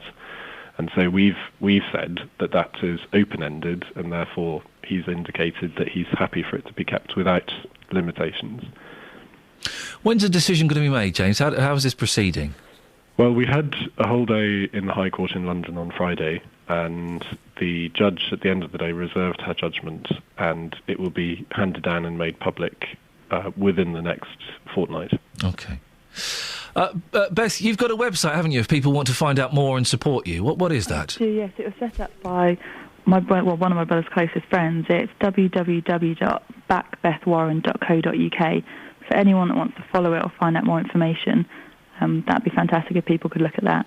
Well, Beth, if it's all right with you, I'd love to speak to you in a couple of weeks when the judgment is passed, if that's OK. Of course. And thank you very much for your time. Ignore the idiots on the internet. It's terrible things for people to say. It's Beth Warren and her solicitor. You try saying that. Solicitor. James Lawford-Davis. 08459 455 555 if you want to find out more. backbethwarren.co.uk. You can also have your say on this on facebook.com/BBC3CR. It's an unusual situation and a painful situation. I think that's the thing. I only lost her husband 2 years ago on Sunday. Oh dear. 08459 455 555. Travel news for beds, cards and bugs. BBC Three Counties Radio. Southbound is slow going between junction 10 for Luton Airport and 7 for Hemel Hempstead because a wheelie bin had fallen off a lorry around junction 10. Thanks to Philip and Gary for phoning in. On the northbound, a lane is blocked on the entry slip road at Toddington Services because a vehicle's broken down. And the M25 anti-clockwise very slow between 17 for Maple Cross and 16 for the M40. Public transport has no reported problems. I'm Alice Glossop, BBC Three Counties Radio. Alice, thank you very much indeed. 08459 455 555. Maybe I'll speak to you after the latest news and sport with Jane Killick. Across beds, hearts and bugs. This is BBC Three Counties Radio.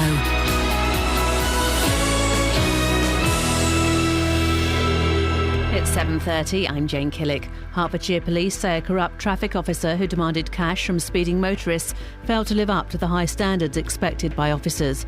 Irfan Hussain has been jailed for 12 months. A 28-year-old woman from Newport Pagnell, whose husband died of cancer, is fighting for the right to keep his sperm for longer. Beth Warren has until April 2015 to act if she wants to have children by him. A council expert says the sinkhole that swallowed a car in High Wycombe is not the only crater to appear in the area over the last few years. Zoe Smith lost her car when a hole appeared in her drive in Walters Ash. The weather, mostly dry and cloudy, with a high of 8 Celsius. On to sport and in football. Chelsea beat Manchester City 1-0 to open up the Premier League title race.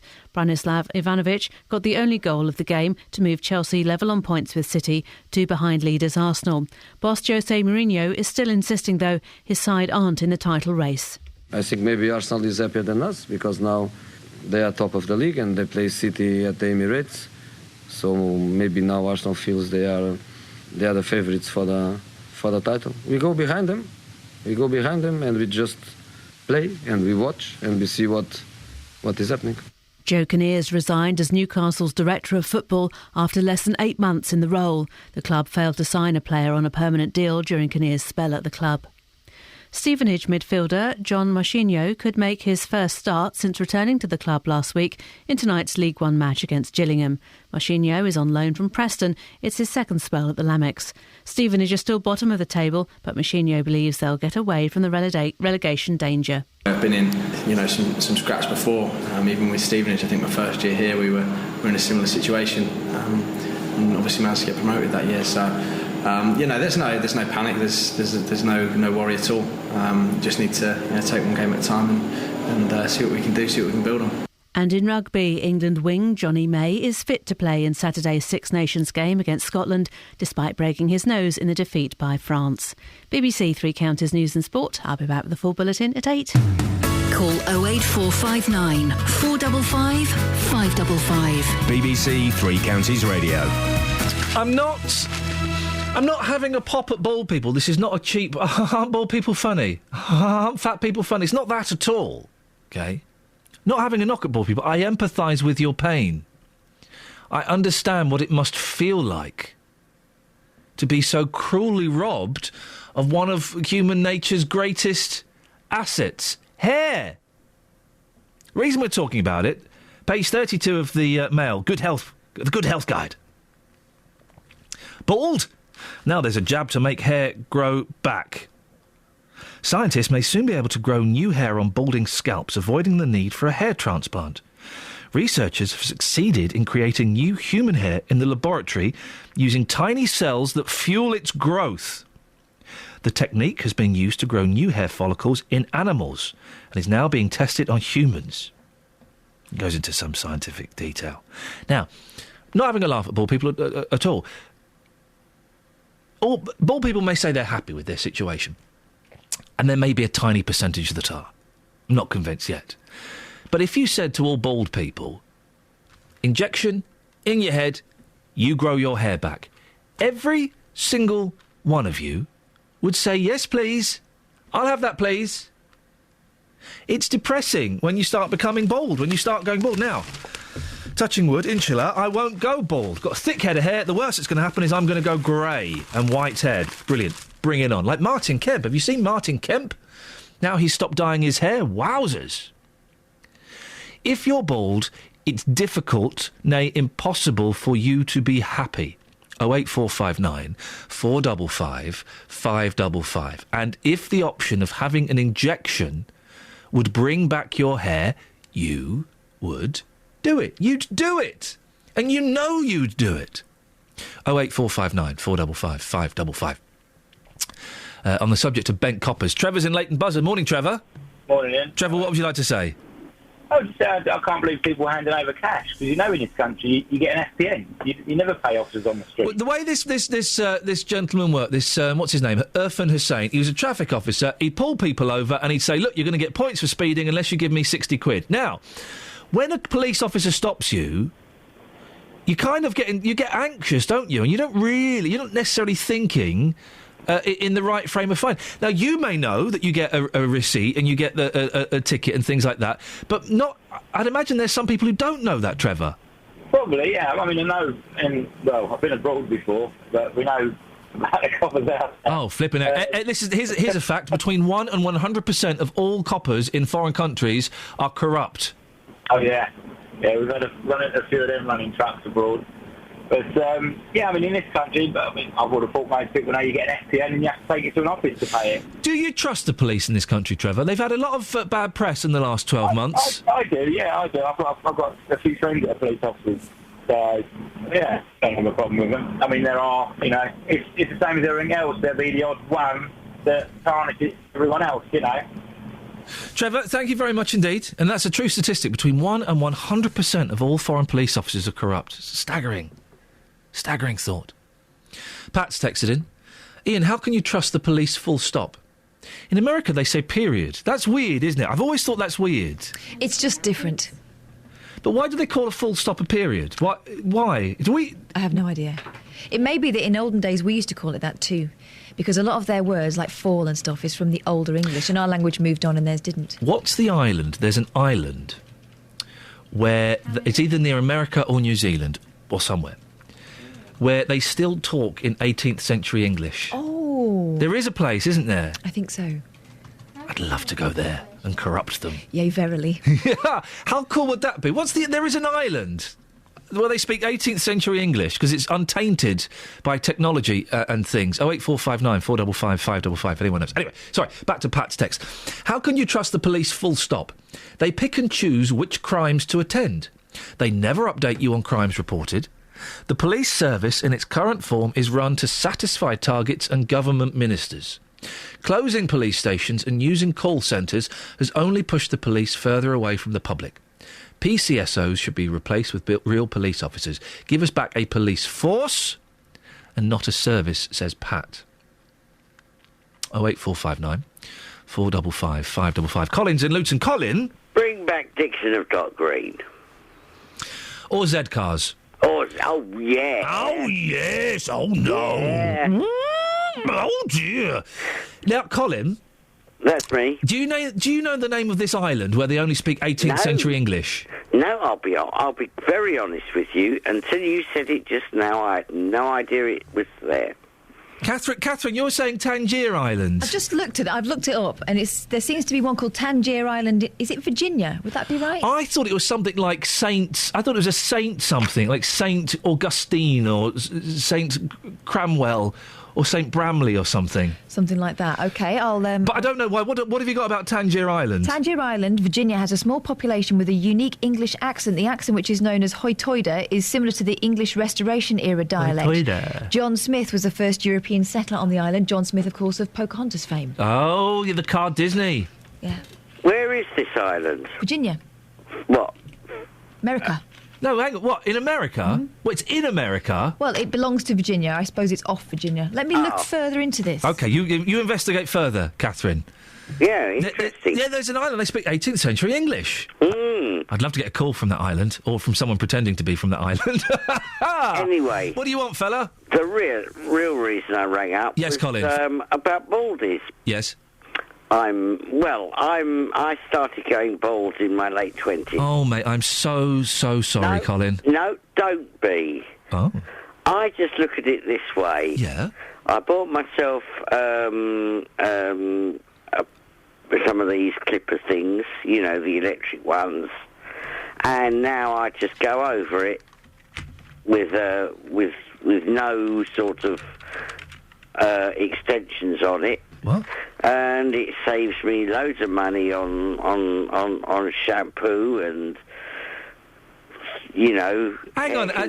Colin, what's that noise I can hear? Oh, it's the sound of someone clutching at straws. No, all you can say that's good about being bald is you save money on shampoo. Oh, mate. You miss the joy of standing under a warm shower first thing in the morning, lathering your head up, giving it a good scratch and watching those bubbles as they float down your back. The flannel.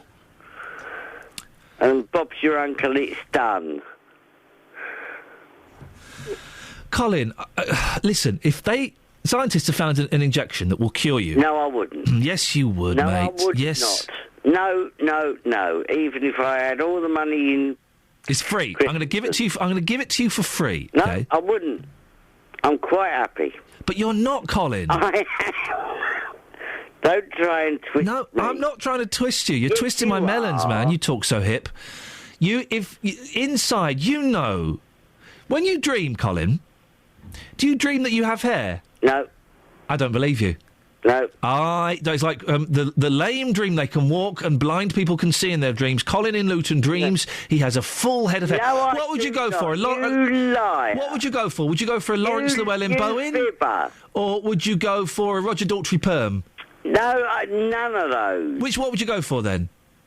I'm quite happy without any hair. Oh, Colin. Well, listen, you keep on saying that, and maybe one day, you just might believe it. Just think, in the summer when it's hot and sunny, my bald head goes a nice mahogany colour. The thing is, Colin, think of all the money I'm saving on sun cream that I don't have to put on my bald head. I don't use sun cream. Well, then you're a very foolish man. Hair is God's protection from sunstroke. I'm careful. There we go, he's careful. He uses protection.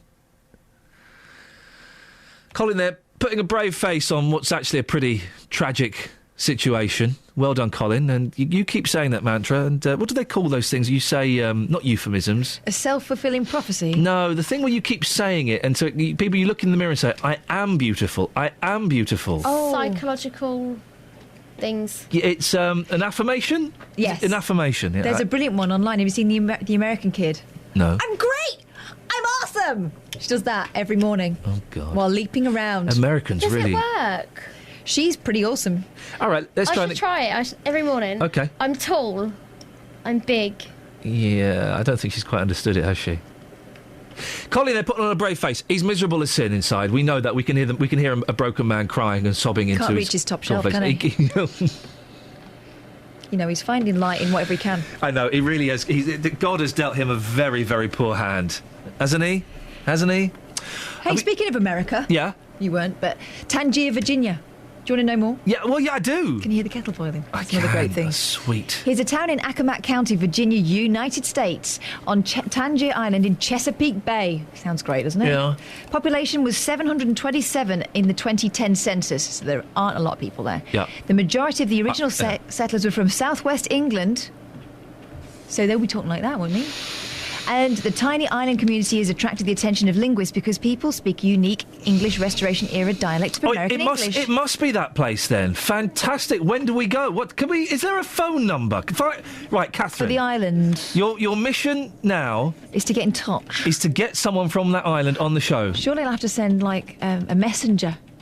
No, I think with they have parchment. I think that... Well, I'm assuming they have telephones. Can we find the mayor? There must be a tourist board or a mayor or... Listen to this. Owing to the island's isolation, the residents' lifestyles are characterised as laid-back and folksy.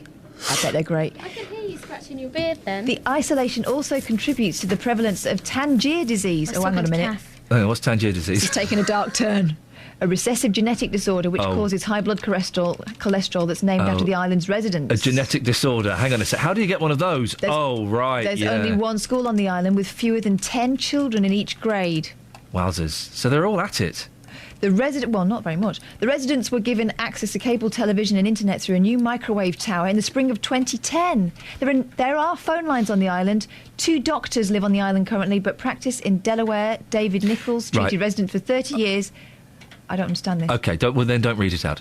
My suggestion, my request is, can we get someone from the island on this show, please? You really want to open that? I want to open that can of worms. That genetic can of worms. All right, listen, we'll see what we can do. So that's a yes? That's a definite yes? Yes, it is, Ian. I'll do that for you. Thank you so much. They don't seem to like strangers. The Tangier Council blocked Warner Brothers from using the island to film the 1999 Kevin Costner film Message in a Bottle, objecting to the script's drinking, profanity and sex. They're not going to like you. Oh, how rude, Steve. Can you believe that? I certainly can believe that. Oh, verily I can. Hey, there you go. Yea, and indeed forsooth. Are you bald, Steve? Yes, I am. Oh, mate, I'm so sorry. Oh, why are you sorry? How is it? My missus loves it, so that's basically why I'm bald. But if I do grow any hair, it grows around the side and none on top. I'll look really stupid. If you went to the doctor and said, Steve, just one injection will grow your hair back, you'd take it, wouldn't you?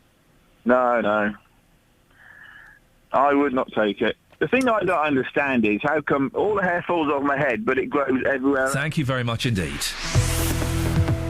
Travel news for beds, cards and bugs. BBC Three Counties Radio. The M1 southbound is slow between junction 10 for Luton Airport and 7 for Hemel Hempstead because a wheelie bin was fallen off a lorry around junction 10 for Luton. On the northbound, a lane is blocked on the entry slip road at the Tonington services because a vehicle broke down.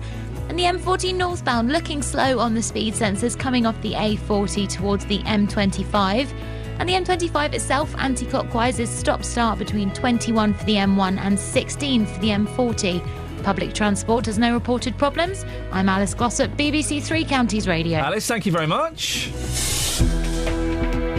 7:46, Tuesday, the 4th of February. I'm Iain Lee. These are your headlines on BBC Three Counties Radio.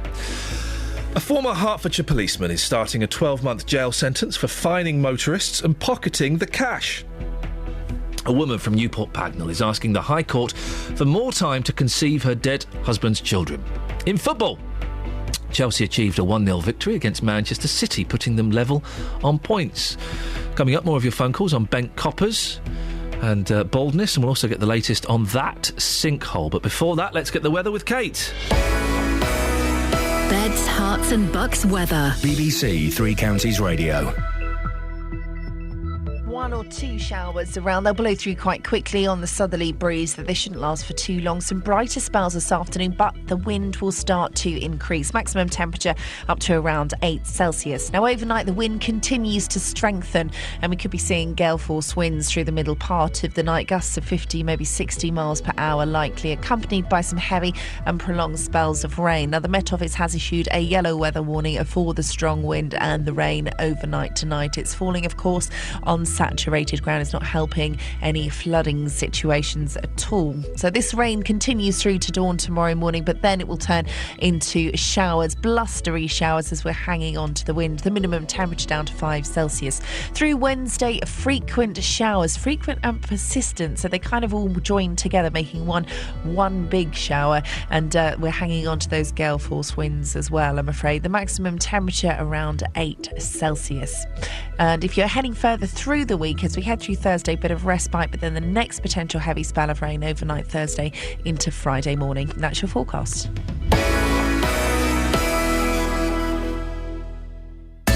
Roberto Perrone. We'll talk about your partner's annoying habits. This after a woman filed for divorce after just 1 week. I know I snore and I snore badly, but I can't help it. Roberto Perrone. It's Friday. Why am I even bothering to go to work today? You've got to. You never know when a donor board suddenly appears in front of you and you've got to dive in. You need a lot of love, a bit of patience to keep a relationship going. Sometimes you have to turn a blind eye. Roberto Perrone. Weekdays from 3 on BBC Three Counties Radio. I'm getting all kinds of abuse on Twitter. El Baldinio, what? At Magic Balti says, fiction. Doesn't believe that bald men are unhappy. Paul Scoynes, political reporter, has waded into the debate, as per usual. What about Minty from EastEnders? I don't see no Minty on no EastEnders no more. I don't see no Minty on no EastEnders no more. 08459 455 555 is the telephone number if you want to give me a call. You can also send me an email, ian.lee@bbc.co.uk. ian.lee@bbc.co.uk. Let's spell it the correct way, please, shall we? And we get lots of stories from you. And if you've got a good story you think we should be doing on the show, then do send me an email with a few details about it and a phone number. And it can be something huge that's affecting the whole country, or it can be something tiny that's just affecting your bedroom. If you think it's a story, let me know. Get in touch, ian.lee@bbc.co.uk, and we'll have a little look into it. And if we think there is some merit to it, then, hey, who knows? You might get to meet one of our top team of reporters, or you might get to meet Justin Dealey, Tony Fisher or Paul Scoynes. Dreams can come true, kids. ian.lee@bbc.co.uk. I'm writing this email to the people of Tangier Island. I want to make sure I'm writing it nicely. Yes? I'm the producer of a BBC breakfast programme in the United Kingdom. Yep. Hitting with the BBC. Language and the development of new words is something of an obsession for my presenter. Oh, God. Well, I don't want to say... You talk funny. Weird. You talk funny. Will you come on and do your funny voice for us? Which is how the unique way people speak on Tangier Island came up in conversation on the show. We're writing in the hope that someone might be available to join us on air so we can chat about your remarkable and unusual town. Might this be of interest? That's fair enough, isn't it? You might have to write it in a scroll with a quilled pen. Who are you going to email it to? info@tangierisland.va.com. You do it that way. Kelly, would you do me a favour? Yes. Would you find out the dialing code for Tangier Island, please, and then just dial some random numbers until you get an answer? It's 4 in the morning. I'll do that. It's 3 in the morning there. Kelly? That's even more fun. Yeah, exactly. Would you do that? Just find out the dialing code and then dial some random numbers until someone picks up and goes, "Yea, verily, may I help thee?" Then you just whack them straight on air. Bob's your uncle, Fanny's your aunt, everybody's happy. Forsooth, 'tis early upon the morrow. exactly. You do your email, Catherine. No. Kelly, you dial some random numbers. Let's see who comes up trumps. Okay. Excellent stuff indeed. This is going to be great. Now, do you remember the story, big story yesterday? National coverage, the huge hole that swallowed a car on the driveway of a Buckinghamshire home. Zoe Smith from Walters Ash near High Wycombe got up early Sunday morning to find her car had disappeared down a large hole. Well, Zoe's stepdad, Phil Conran, joins me now. Morning, Phil. Morning, Ian. So, what exactly happened? How did Zoe... She got quite upset, didn't she? She did, yeah. I mean, she sort of opened the door because she had to go off quite early yesterday. Said she'd opened the door at 7 o'clock and had a look and the car wasn't there. And she thought, God, it's been stolen. She came back inside and looked out the window and then saw this enormous hole. And what did you all think when you looked out and saw this? Just sort of shocked, gobsmacked, and my God, these sorts of things don't happen here. Did you not hear anything through the night? Nothing. No, absolutely nothing. The experts reckon that it just sort of sunk away, so it wasn't as though it was a sudden crash. It was just a sliding away of the ground, and then the tarmac, and then the car. And how deep is the hole? I would say probably about 30 feet. That's incredible. I mean, you've probably seen some of the pictures in the paper, but you can hardly see the car at the bottom. And it's very difficult to get a true sense of the scale from the pictures. But yeah, I'd say probably about 30 feet. It's Liz, isn't it, your wife? It is. Yeah, we spoke to Liz yesterday, and she was saying that actually you probably can't get the car out, that it might have to be, the hole might just be filled in with the car in it. The insurance assessors were here all yesterday afternoon, and this is a big debate they're having, really, as to whether you're going to do more damage, more environmental damage, really, trying to pull it out or leaving it in. Yeah. Obviously, if it stays in, they're going to have to encapsulate it in something. But yes. At the moment, there's a big argument as to which is going to be the best way of dealing with it. And so I guess you've had the car insurance people out, you've had the house insurance people out. What are they... were they all just kind of there scratching their heads yesterday going, we ain't seen this before? Yeah, the house insurance people are brilliant. The car insurance people, not quite so. Yeah, tell me about it. Yeah, yes, exactly. I think we all know that. Yeah, so, she's 19 years old, so very heavy excess. Oh, and gosh. then, of course, they always value the car at about half what it's really worth. So actually... I don't think we're going to get much out of car insurance. She's going to end up paying them for the privilege of losing her car down a sinkhole. She probably will, yeah. But, I mean, what came as a surprise to us from the insurance people was that because the hole sort of appeared up against and almost under the house, we were covered because obviously there's potential damage to the house. Yeah. Had the hole been sort of 5 metres out from the house, we wouldn't have been covered because if there's no risk to the actual building, then... you don't get covered for drives and things. So we'd have been left with this vast bill of having to fill a hole by ourselves. Are you in the house at the moment, Phil? Yeah. Do you feel safe in the house? Yeah, we slept here last night. I would be terrified to go back in there. Who knows what... You're going to come downstairs, you'll have no living room. To be fair, again, I mean, the insurance guys, they brought a couple of experts along, and there's absolutely no sign of any cracks in the house. So they felt that as long as we stayed the end that was away from the hole, we were fine. So we're still living in one half of the house at the moment. And is it true the council have advised you to get out? The council initially did, but we had, quite a group of people here on Sunday. When it first happened, we contacted the police, and you get the old pun of what was their reaction? We're looking into it. Oh, yes, very clever. Yeah, well done. And then they turn up, the fire brigade, and then the council people turn up as well. And initially, everyone was extremely cautious and said, you really shouldn't be in there. But I think people started to accept that actually parts of the house weren't nearly as bad as the other part. Is it true there's another sinkhole in the village somewhere? We've heard about it. There's a recreation ground, probably about a mile up the road from us, on the other end of the village, and there's a picture of somebody looking at what looks as though there's been some slight sort of subsidence, but certainly nothing that's sort of fallen away. And I think this is the astonishing thing here. It's the volume of earth that's just disappeared. Phil, this was a huge story yesterday. It was in all the papers. It was on TV. It was on the radio. You surprised by the attention that you've received? Absolutely gobsmacked. I literally, we had no time for anything yesterday. We didn't have a shower until about 5 o'clock in the evening, but no breakfast, no lunch. It was just incessant the whole day. Quite extraordinary. Completely unexpected. And I guess you just kind of wait to see what happens now. You wait to see what the insurance people do and... this is one of the good things about the publicity, is obviously the insurance are quite keen to be seen to be doing it all quite quickly and doing it right. They're going to move quite quickly. They want to certainly get some stuff in there to make sure there's no risk of the house falling away. And I think we'll see that over the next couple of days, and then they'll take a bit longer to assess what they can do with the car. Well, Phil, I appreciate your time. Do keep in touch. Let us know how things go. And fingers crossed, that everything is safe and sound and this is a one-off. I appreciate that. Thank you. Phil, thank you very much indeed. It's Phil Comran, who lives in the house in Walters Ash near High Wycombe where they had a massive sinkhole. We tweeted the pictures yesterday. The pictures are incredible. Imagine that, Catherine. You look out... your car's quite a big car. It's quite a hefty... It's all window. It's a hefty vehicle. But if you look out in the morning and it's gone, it's just disappeared into a massive hole. The thing is, my boys would love it. My boys would find that hilarious if that happened. They'd think it was the funniest thing. Can we go down the hole, Daddy? I'd be... Great... listen, I'm not suggesting they do this for 1 second. Would you want to go anywhere near there? Yes. Yes, I would. Yes, But I would. It's unstable. Yes, I would want to go down that hole. And I'm not suggesting they do because who knows what would happen. And if a sinkhole happens in your house, then please don't. If a sinkhole happened in my house, I would get some thick... When my wife and children were out, I would get a mate round, I would get some thick rope or the washing line, and I would lower myself down there. Totally.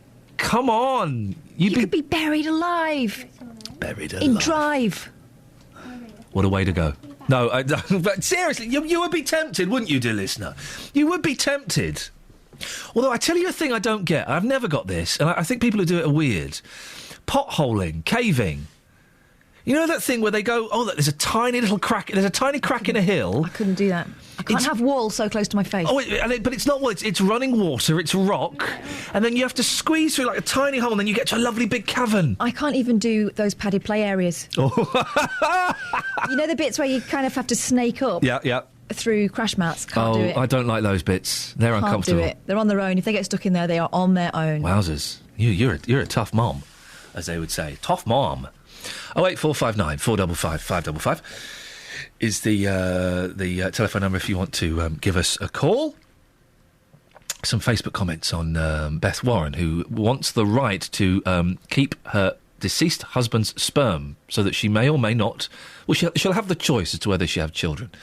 Benjamin says, my thoughts are with this lady, and I can understand where she's coming from.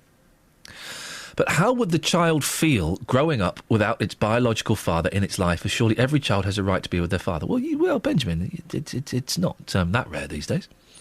Jenny says, I feel sorry for this lady, but she's not ready to have children now and maybe never will be. Should they keep the sample forever? What if she enters into another relationship? How will her new partner feel about her choosing between having his children and having her late husband's? Well, I think the argument is, Jenny, is that she's not ready to make that decision and she just wants a bit longer so she can get into a place where she is comfortable making that decision. 08459 455 555 BBC Three Counties Radio. Let's get the travel news with Alice. Travel news for beds, cards and bugs. BBC Three Counties Radio. Starting off with looking at the speed sensors, the A5 southbound is very slow going through Markyate, and in Cheshunt there are queues on the southbound A10 approaching the M25. On the M1 southbound, slow going between 10 for Luton Airport and 7 for Hemel Hempstead because a wheelie bin had fallen off a lorry earlier around 10 for Luton. Public transport looking good with no reported problems. I'm Alice Glossop, BBC Three Counties Radio. Forget the people of Tangier Island, says Phil on Twitter. The way you say the word February makes me smile. I don't understand. There's an R in it. People don't pronounce the first R. There are 2 R's in it. People don't pronounce the first R in February. Dearie me. Ben Copper's coming up. Do you trust the police? We'll find out more after the news and sport with Jane Killick. Local and vocal across beds, hearts and bucks. This is BBC Three Counties Radio.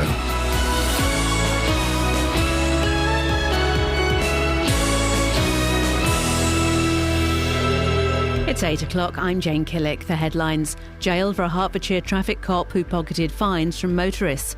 A woman from Newport Pagnell fights for more time to have her dead husband's child. And family living next to the Buckinghamshire sinkhole say they feel safe. BBC Three Counties Radio. A corrupt traffic cop from Hertfordshire is beginning a 12-month prison sentence this morning. Irfan Hussain from Stevenage gave speeding motorists on-the-spot fines and pocketed the cash. Sophie Khan of the Police Action Centre says a vacuum of supervision in the police means this isn't the only case. I think there's a large number of officers that think that because there isn't the supervision and accountability, that they may be able to get away with, bending the law. But at the end of the day, they do get caught. It doesn't go away. A tidal wave of cancer is set to sweep the globe over the next 2 decades, according to the World Health Organization. It predicts longer lifespans and increasing populations will cause rates of the disease to rise from 14 million a year to 24 million a year by 2035. The WHO says the cost of treatments are spiralling out of control and governments should concentrate on trying to prevent the disease instead. A woman from Newport Pagnell is hoping the High Court will allow her more time to have her late husband's child. John Warren saved his sperm before his cancer treatment, but his wife Beth is running out of time to use it before it's destroyed. Beth says she needs more time to decide what to do. I feel like maybe I would be holding on to him. Is it the right reason? Am I doing it because that's what I should be doing, because it's what we talked about, because what we planned for? Or is it because I still feel a bit heartbroken and lonely? Right now, it's not the right time to be starting to try and get pregnant. BBC News has learned that a former UK Independence Party spokesman was jailed for 7 years in Britain for leading a kidnap gang in Pakistan. After being released, Mujib Bhutto claimed political asylum in Britain before becoming UKIP's Commonwealth spokesman. A 48-hour strike on the London Underground will start at 9 o'clock tonight. Unions are protesting about the planned closure of ticket offices, which they say will cost nearly 1,000 jobs. A family living in a house next to a 30-foot deep sinkhole in High Wycombe say they feel safe in their home. A car on their drive disappeared into the hole when it opened up at the weekend. Householder Phil Conran told Iain Lee on BBC Three Counties Radio they slept there last night without a problem. To be fair, again, I mean, the insurance guys, they brought a couple of experts along, and there's absolutely no sign of any cracks in the house. So they felt that as long as we stayed at the end that was away from the hole, we were fine. So we're still living in one half of the house at the moment. And in football, Chelsea have drawn level on points in the Premier League title race with Manchester City after beating their rivals 1-0 at the Etihad Stadium. The weather, mostly dry with broken cloud and sunny spells, the odd isolated shower this morning and getting windy this afternoon with a high of 8 Celsius. And get the latest news and sport online at bbc.co.uk/Three Counties. Morning, this is Iain Lee, BBC Three Counties Radio. Just bear with me a second, would you mind? Be with you in a second.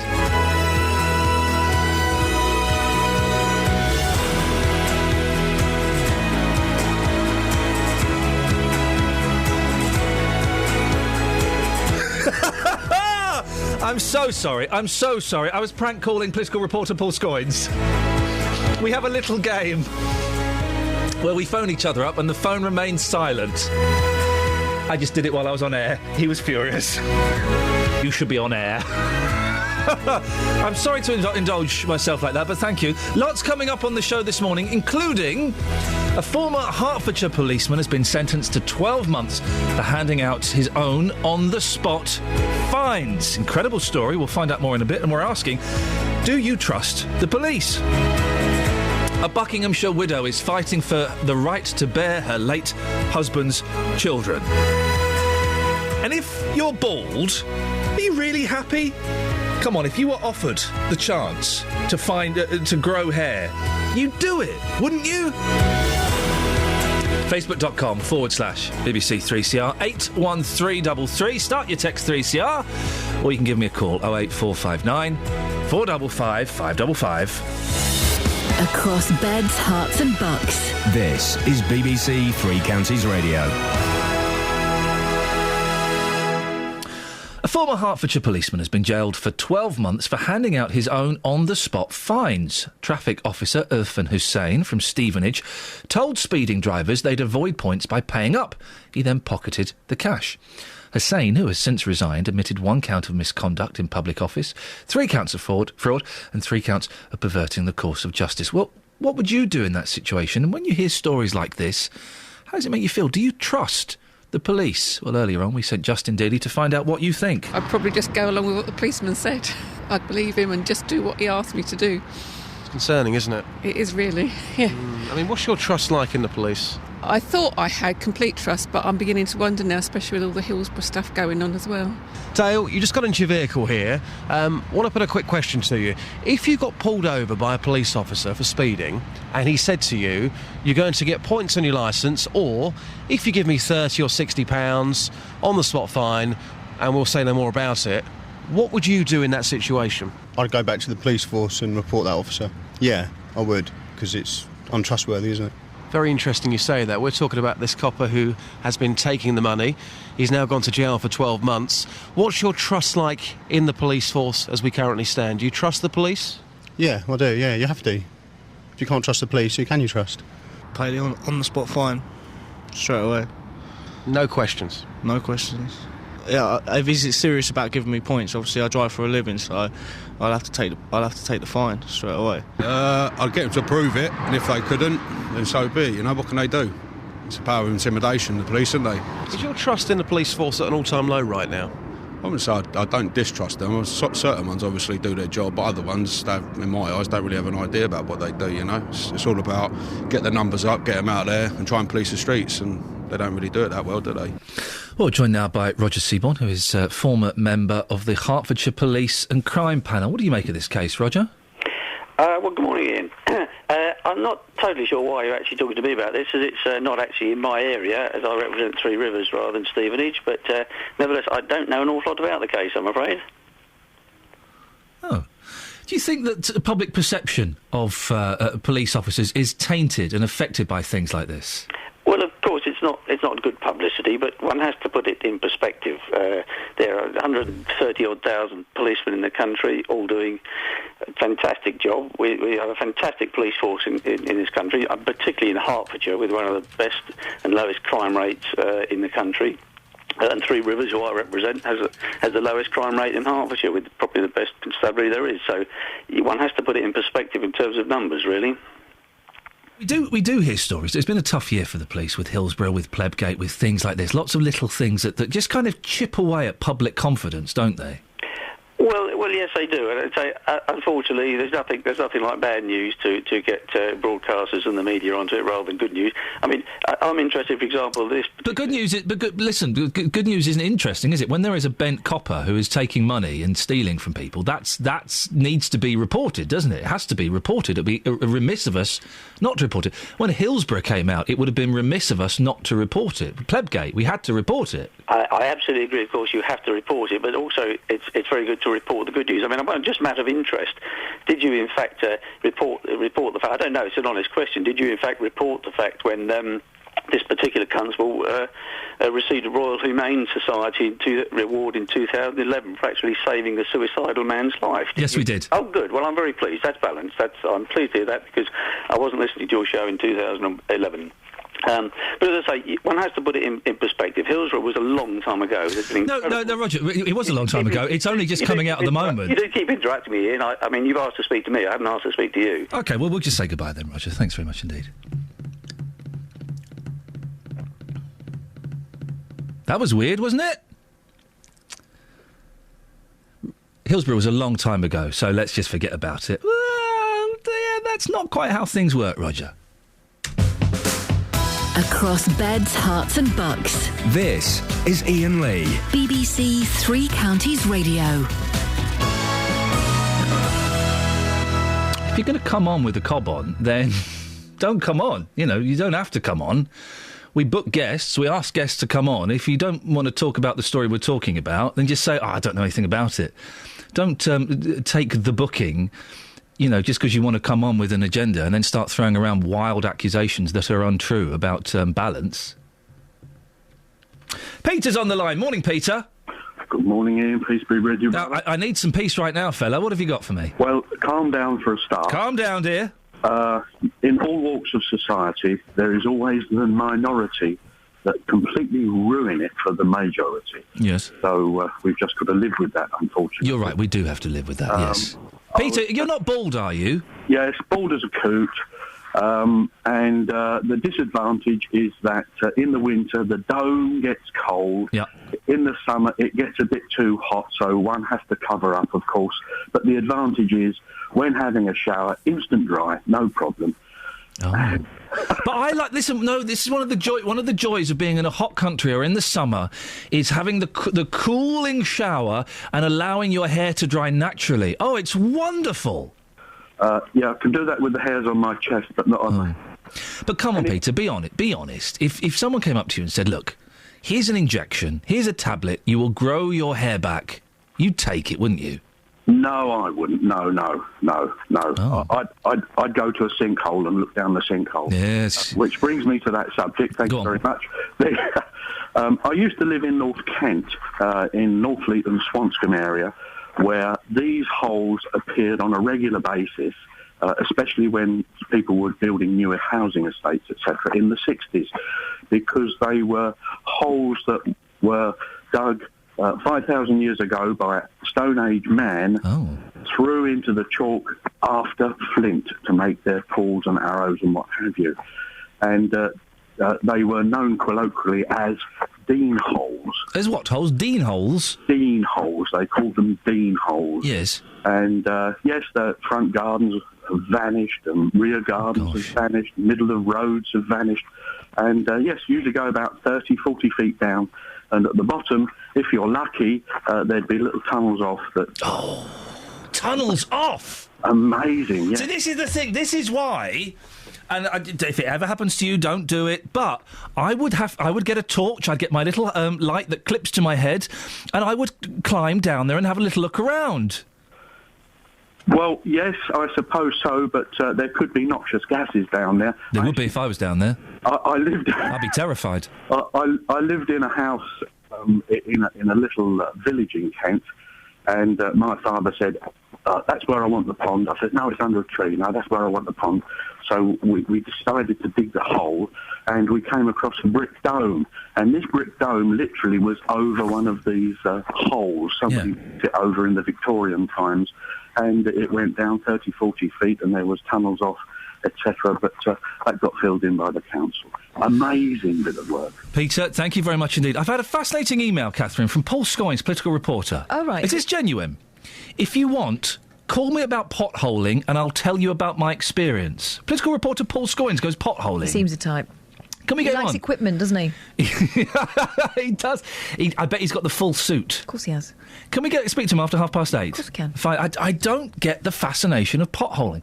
John's in Milton Keynes. Morning, John. Good morning, Ian. John, what have you got for me? Well, the story about America, from memory, it's a peninsula. Oh, this is the place where they speak Old English? Exactly so, yeah. Now, this was covered many years ago by Alistair Cook in his BBC Two series, Alistair Cook's America. Oh, yes. And he actually went onto this peninsula and interviewed the people who lived there. And, oh, yes, they were speaking in Old English in an old English accent. I miss Alistair Cook. He was good, wasn't he? He was brilliant. He was brilliant. I miss him a lot. Why? Is it just because they're completely isolated from the rest of the world? Yeah, and wish to remain so. And wish to apparently the original settlers came from England, of course, and wanted to preserve the Old English accent and the Old English speech. And certainly when Alistair Cook did the story, in fact, I mean, this is a few years ago now, but it remained so that they spoke in Old English in an Old English accent. John, thank you very much indeed. In that case, Kelly, put that phone down. Don't you dare phone them up! Don't phone them up, Kelly! Put the phone down! I YouTubed them. Yeah? They do sound... Do you remember when they played you that Chaucer tape at school? Not really. I was not paying attention. It was like Ringo Starr. There's a bit of the Ringo Starr about it. Ringo Starr's not Chaucerian. it was according to that tape. He was in the Beatles. It was like, there was a splendid choleric man, like that. We've totally got to get them on, but don't let Kelly speak to them. Oh, we should teach them some new slang, some future words. What, and ruin it? Kelly's going to corrupt an island. I know. Again. It's like that summer in 2012. Travel news for beds, cards and bugs. BBC Three Counties Radio. The M40 northbound, slow going, coming from the A40 up to the M25. And then the M25 itself, anti-clockwise, is stop-start between junction 21 for the M1 and 16 for the M40. On the speed sensors, the A41 southbound has queues slightly longer than usual this morning, approaching the M25. And the A5 southbound, very slow through Markyate. On public transport, we've got no reported problems. I'm Alice Glossop, BBC Three Counties Radio. Alice, thank you very much. Right, it's coming up to 8:16. I'm getting peckish. It's Tuesday, the 4th of February. I'm Iain Lee. These are your... There's an R. There are 2 R's in it. You've got to say both of them, otherwise you're not doing the word justice. A former Hertfordshire policeman is starting a 12-month jail sentence for fining motorists and pocketing the cash. A woman from Newport Pagnell is asking the High Court for more time to conceive her dead husband's children. In football, Chelsea achieved a 1-0 victory against Manchester City, putting them level on points. The weather, sunshine and isolated showers today, becoming a little bit breezy. BBC Three Counties Radio.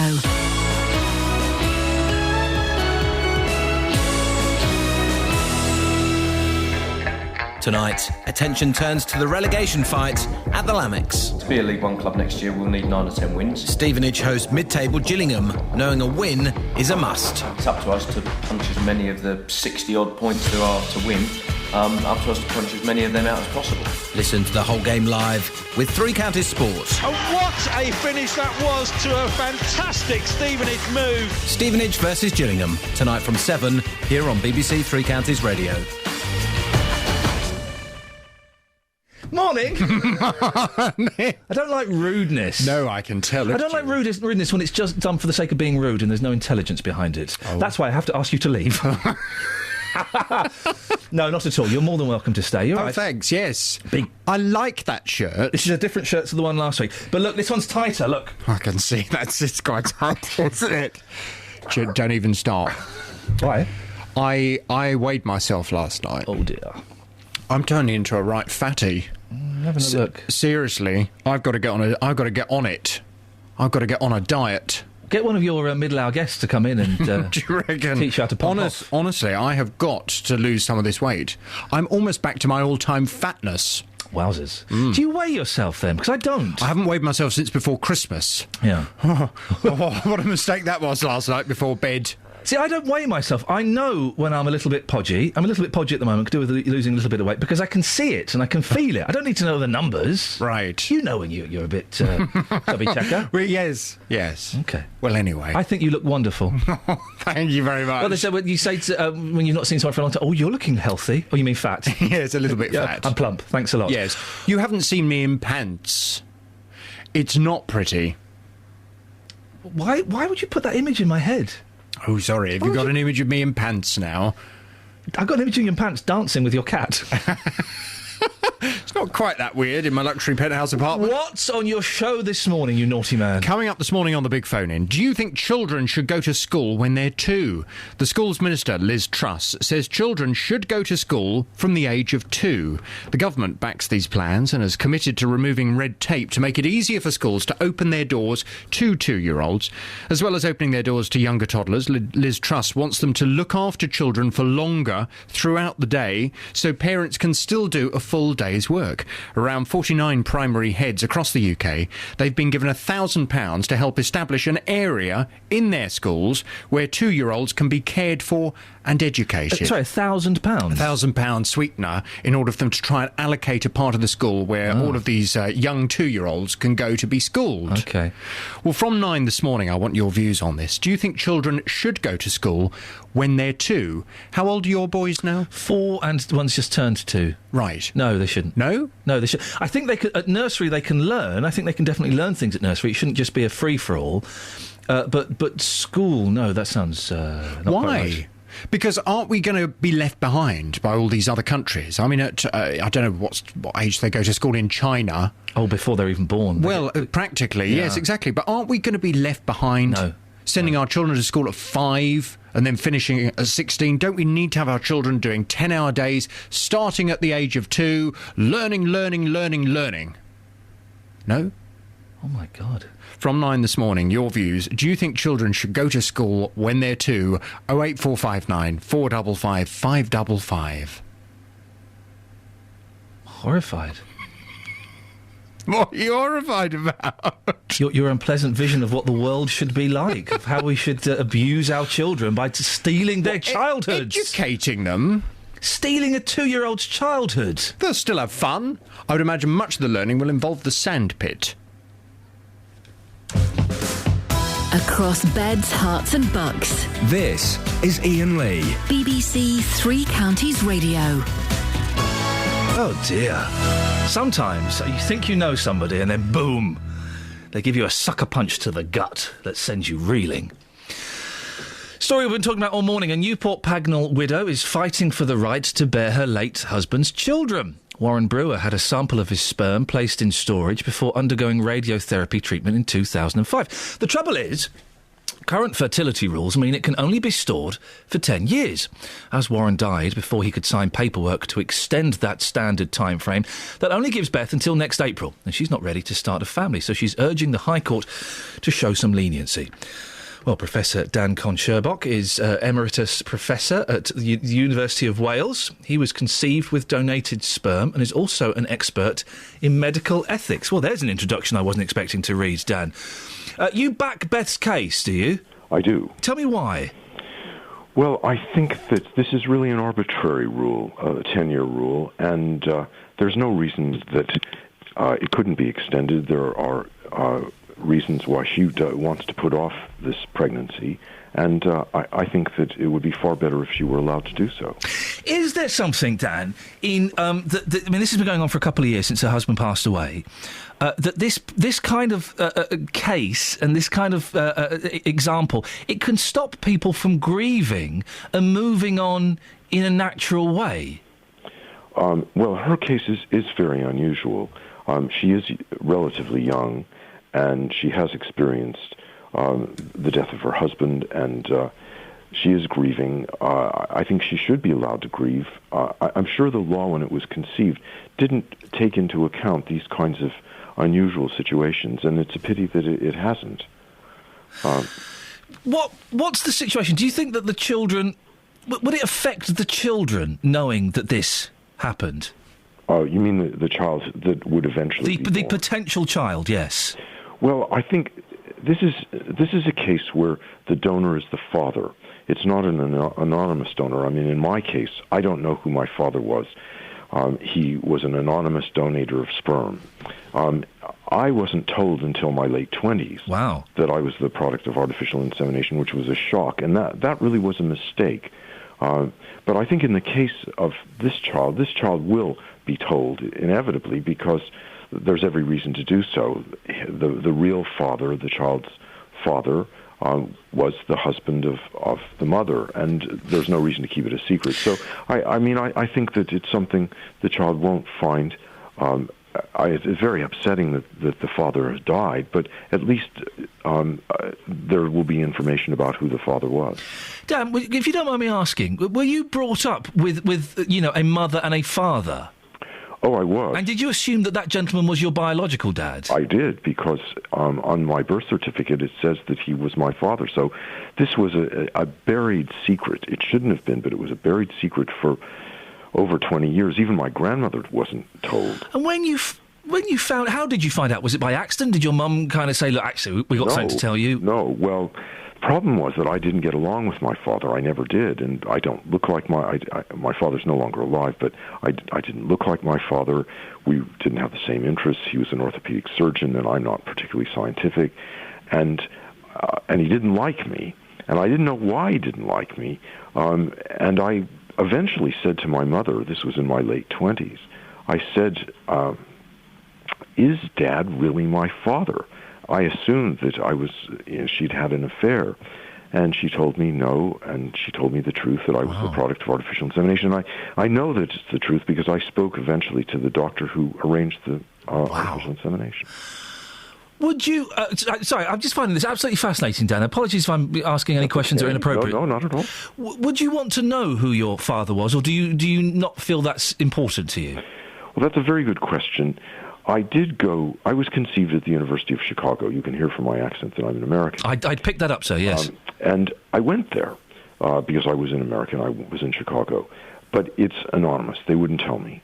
But I feel myself that it's important that the donors can be anonymous if they wish to do so. That's no longer allowed in Britain, I think. And that has reduced the number of sperm donors and the amount of sperm that's available, which I think is a pity. So I would like to know something about my father. I assume he was probably a medical student because it was done at the University of Chicago Medical School. But I really don't know. And I have talked to other people. There's sort of a network of us, those of us who are products of artificial insemination. And most of the people that I've contacted and have come across very much want to know who their father is and have gone on a quest. I don't feel that myself, but I do recognize that probably most people like me do want to know. It's fascinating. Dan, thank you so much. I know we went on a slight tangent there and talked about you, but I thought it was a unique opportunity to find out more about a fascinating story. Dan, thank you very much indeed. That's Professor Dan Conn-Sherbock from the University of Wales. That was interesting, wasn't it? It was so interesting. I'm curious as to what kind of... It's interesting. I mean, listen, if you were... I know it's a long shot, guys, but if anybody's listening was conceived in that kind of way, then 08459 455 555. Would you feel a connection? I mean, he obviously doesn't feel a connection, a particularly strong connection, with the donator, his biological father. I guess it's different if it's a medical procedure rather than a liaison that your mum hasn't told you about. And what's interesting as well is that there was obviously that resentment between him and his dad. Or coming from his dad, there was a resentment that there was no explanation for. Or a lack of bond. Crazy, isn't it? Fascinating. Anyway, sorry, it was an interesting little tangent to go off on there. Thank you for that, Dan. 08459 455 555 on Facebook, talking about Beth Warren. Satine says, I totally back Beth. She's sensible enough to know she needs to be ready when it comes to having a child. Whether or not she uses her late husband's sperm should be up to her, not the courts. Carol says, it's enough she is grieving for her husband and then have to fight for their child they planned for. Jeremy says, the conversation later on in life you're conceived X years after your dad died, how is that child going to understand this? Birds and bees have a totally different meaning. Well, that conversation I think you have when they are age appropriate, and you can kind of... Actually, what Carol said, it is enough she is grieving for her husband and then have to fight for their child they planned for. It's weird talking about the abstract concept of a child that doesn't exist, that may or may never exist. I'm struggling to get my head around it. 08459 455 555 is the telephone number. Are you scratching your head a little bit? We spoke to Beth, and didn't she sound absolutely wonderful? And hasn't she had a rough couple of years, losing her brother and losing her husband, and now having to fight in the courts? Part of me wants to say, no, it's wrong, it's weird, it's not natural. Well, of course it's not natural. It's not weird, it's not wrong either. That's kind of just my knee-jerk reaction. What are your thoughts on it? 08459 455 555. Last 30 minutes of the show. We'll also talk about bent coppers, potholing, I know, and bald men. They're not happy, really, are they? Travel news for beds, cards and bugs. BBC Three Counties Radio. Going between Bradlett and Park Street, the temporary traffic lights in Coney Street are making things slow at the moment. And on the speed sensors, the A5 southbound very slow going through Dunstable and Markyate. The M40 northbound struggling coming from the A40 up to the M25. And then the M25 itself anti-clockwise, stop-start between junction 20 for Kings Langley and 16 for the M40. On public transport, there's no reported problems. I'm Alice Glossop, BBC Three Counties Radio. Across beds, hearts and bugs. This is BBC Three Counties Radio.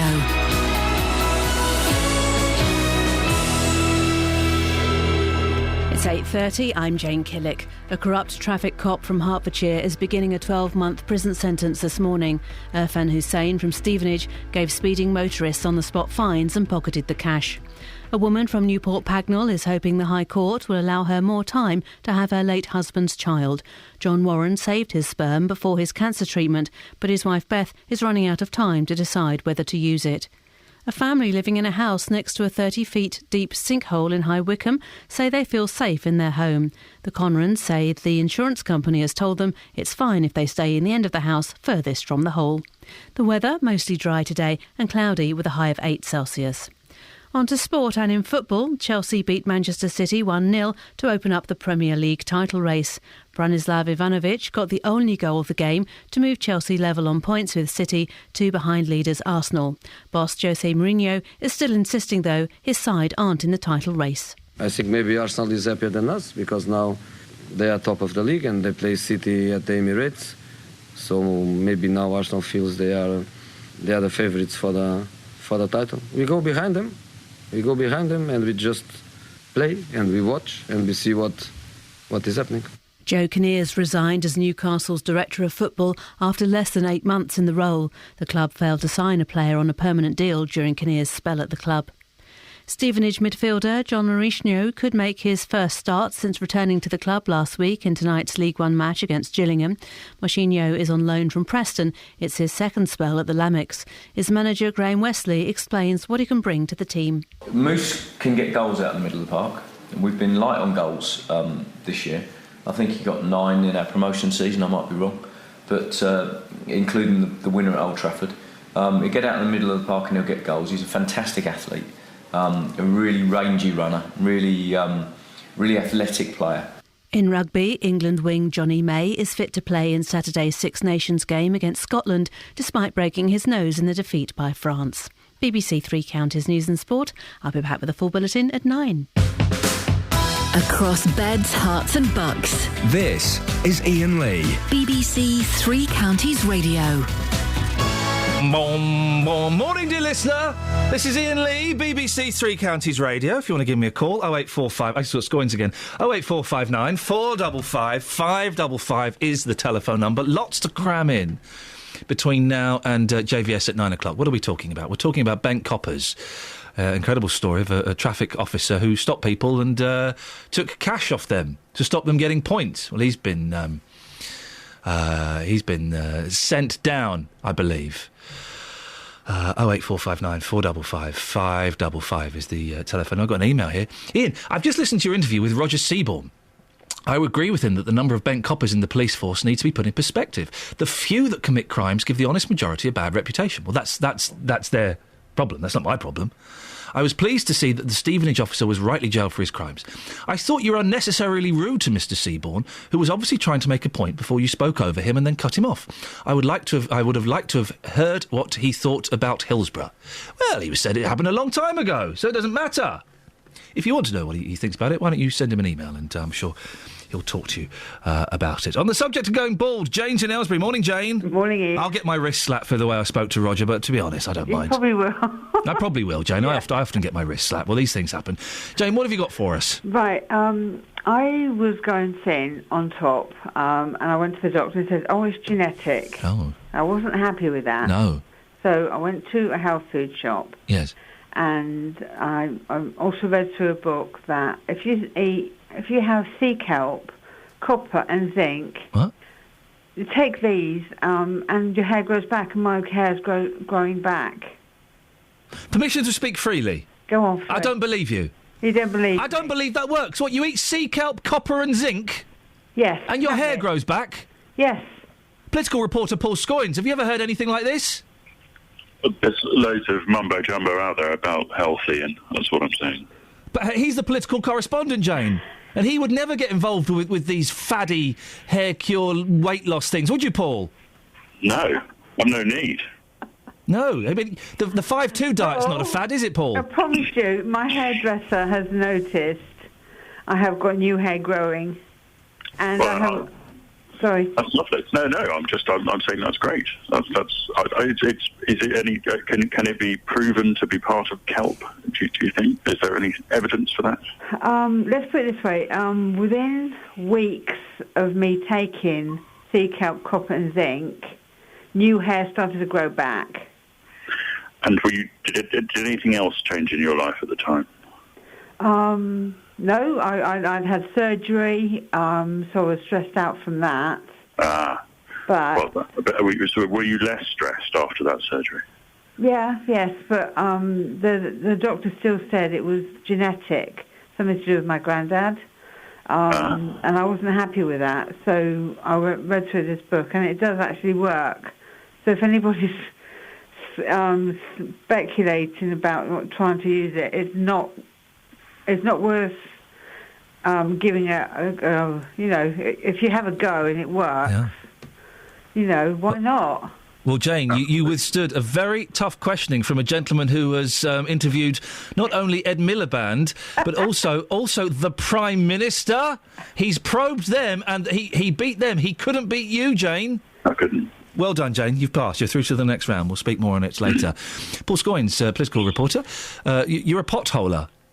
Well, I've done it once. Have you really? Yeah. It sounds awful. It's brilliant. Why is it brilliant? Sell it to me. Okay, well, apart from the fact that it's terrifying in that way that makes you feel brilliant afterwards, it is just quite extraordinary. It was years ago, I went to somewhere in Wales, and I had to lower myself on a rope into this sinkhole, like you were saying earlier on, except the sinkhole was about 40 foot deep. So first of all, there's that moment of stepping over the edge, which is, it's like something that Indiana Jones would do. Indiana Jones? Indiana Jones. Is he related to Indiana Jones? You might have seen his work. Yes. Did you have a big hat and a whip? I didn't have a whip. No, but once you're underground, everything goes. Your sense of smell is totally different. The level of dark is you've not experienced anything as dark as that. Yes, you have to crawl through tiny cracks though, with water. And it's all wet. Yeah. No. There was this moment where we were in, and we were having, and the guide with us said, "Oh, you need to hold on to this rope." And there was a ledge with some rope, and we didn't know it was a ledge. Of course, we were just holding onto the rope, and he said, "Don't step left. You probably don't want to do that." And but I should add that we'd had our lights switched off, so we were doing it in complete black. Why would you do that?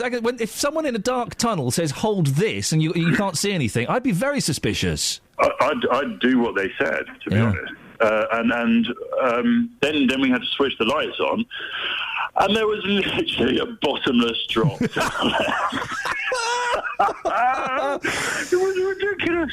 And then when we surfaced, honestly, I could smell everything. I could smell the soiling of your trousers, trees, the soiling of my trousers, the grass on the floor. How much does this cost to do? I don't know. My mum and dad sorted it out. Do you not think maybe they were trying to get rid of you or something?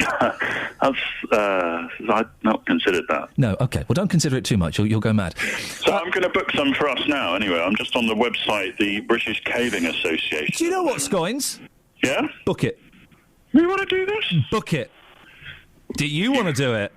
Yeah, I want to do it. I want to do it. Should I get in touch with the Gloucester Speleological Society? Are they Greek?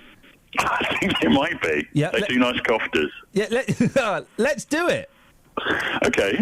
All right. I'm up for that. All right, fine. Okay. Yeah, I'm in. Can we count it as work? Because I can probably claim it back then. Yes, definitely. We can. We've got a nice... Book it. Seriously, I'm in.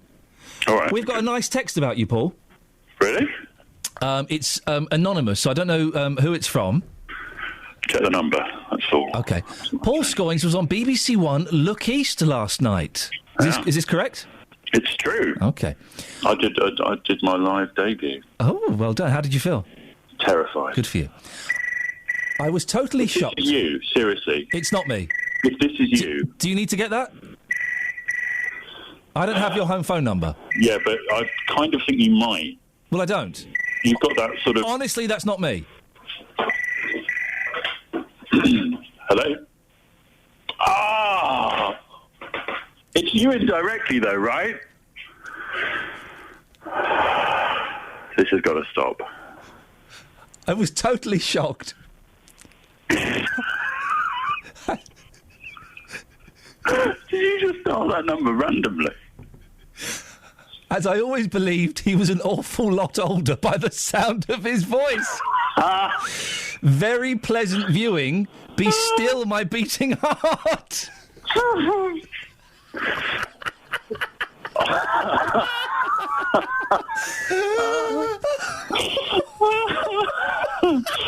See, I'll get my comments from the text. Thank you, boss. See you later. Bye. Across beds, hearts and bucks. This is Iain Lee. BBC Three Counties Radio. So it turns out I'm going potholing.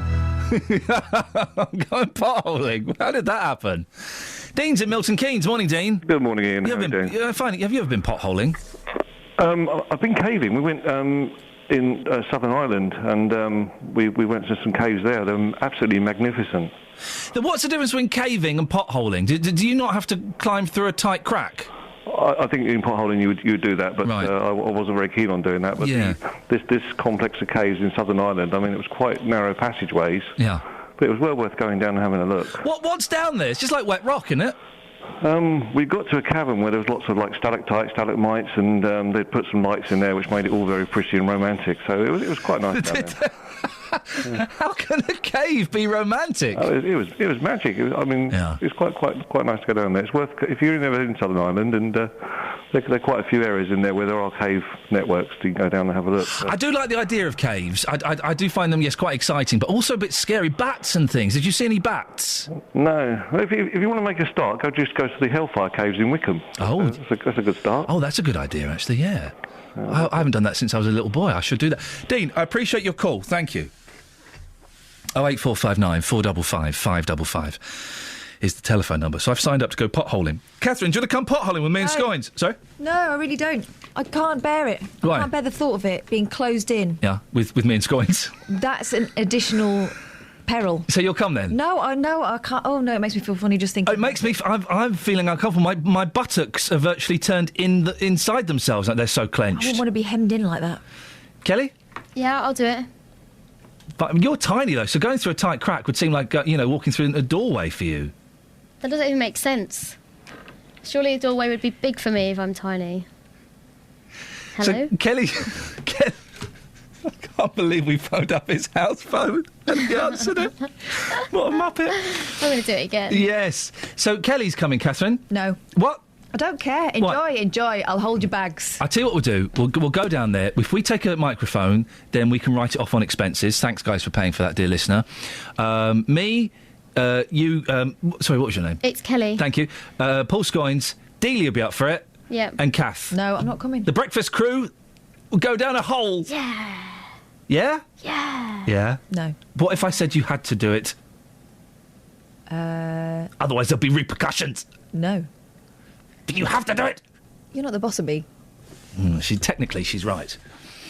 Technically, she's absolutely right. 81333, start your text 3CR. Two things. The sinkhole, says Bob in High Wycombe, at Walter's Ash. I heard that a hole had appeared at a house at the top of Bradenham Hill about 20 years ago, so it's not a unique occurrence. The second bit is, if you fancy going down a possible cause of sinkholes, then visit Grimes Graves Prehistoric Flint Mines. Hey, kids!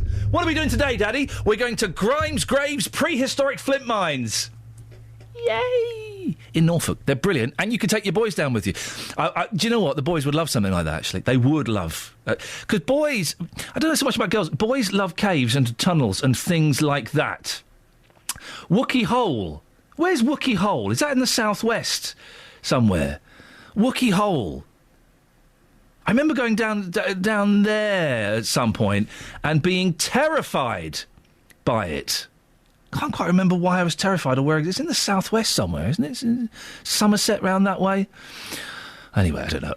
It's near Wells, OK, which is near Glastonbury, Wells Cathedral. I once went to a Christian barn dance. We gate crashed a Christian barn dance in Wells, and my friend has only got one hand.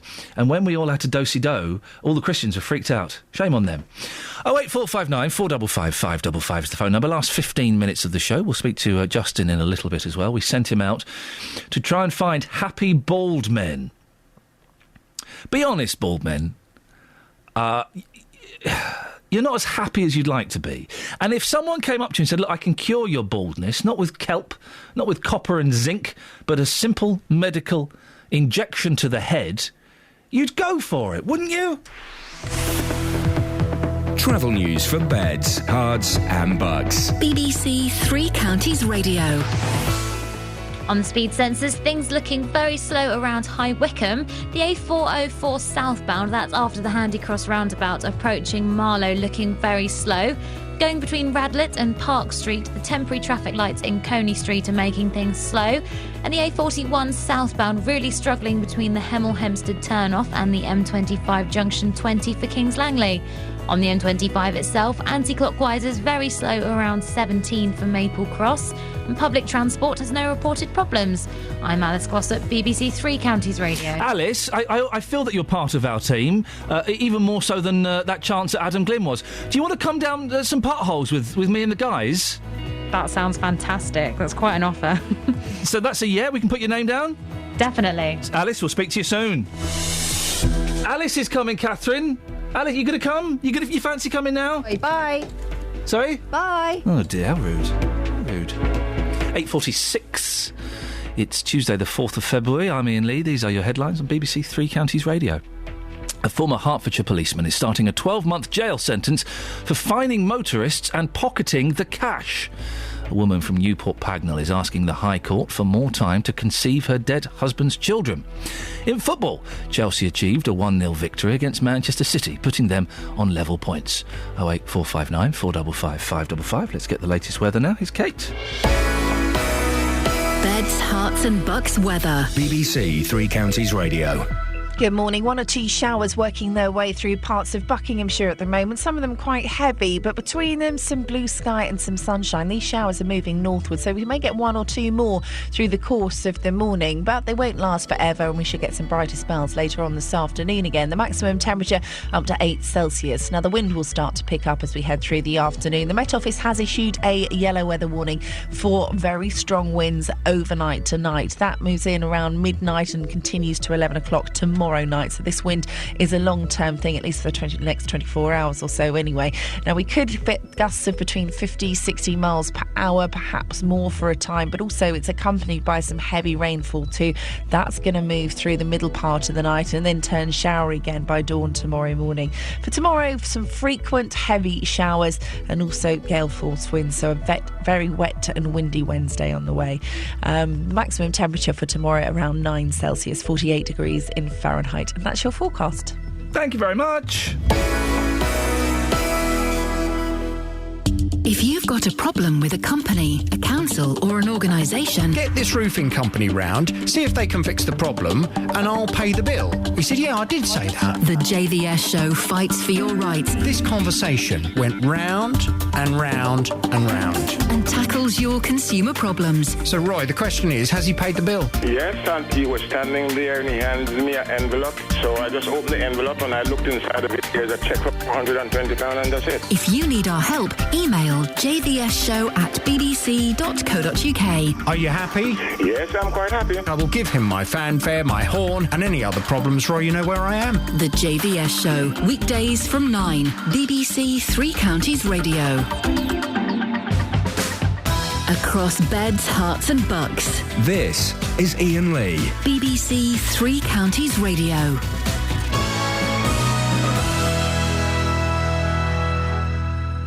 Gary's in South Oxley. Morning, Gary. Morning, Ian. What do you got for me, Gary? Oh, I was just basically saying, I just heard last of your conversation about potholing. Oh, yeah? I just wanted to know if you want to hear a little story about potholing. I'd love to hear a little. Do you know anyone who's got a story about potholing? Yeah, me myself, personally. That's a coincidence. Let's have it. Yeah. Basically, we went potholing once when I was younger with the school, down in Cheddar Gorge. Beautiful.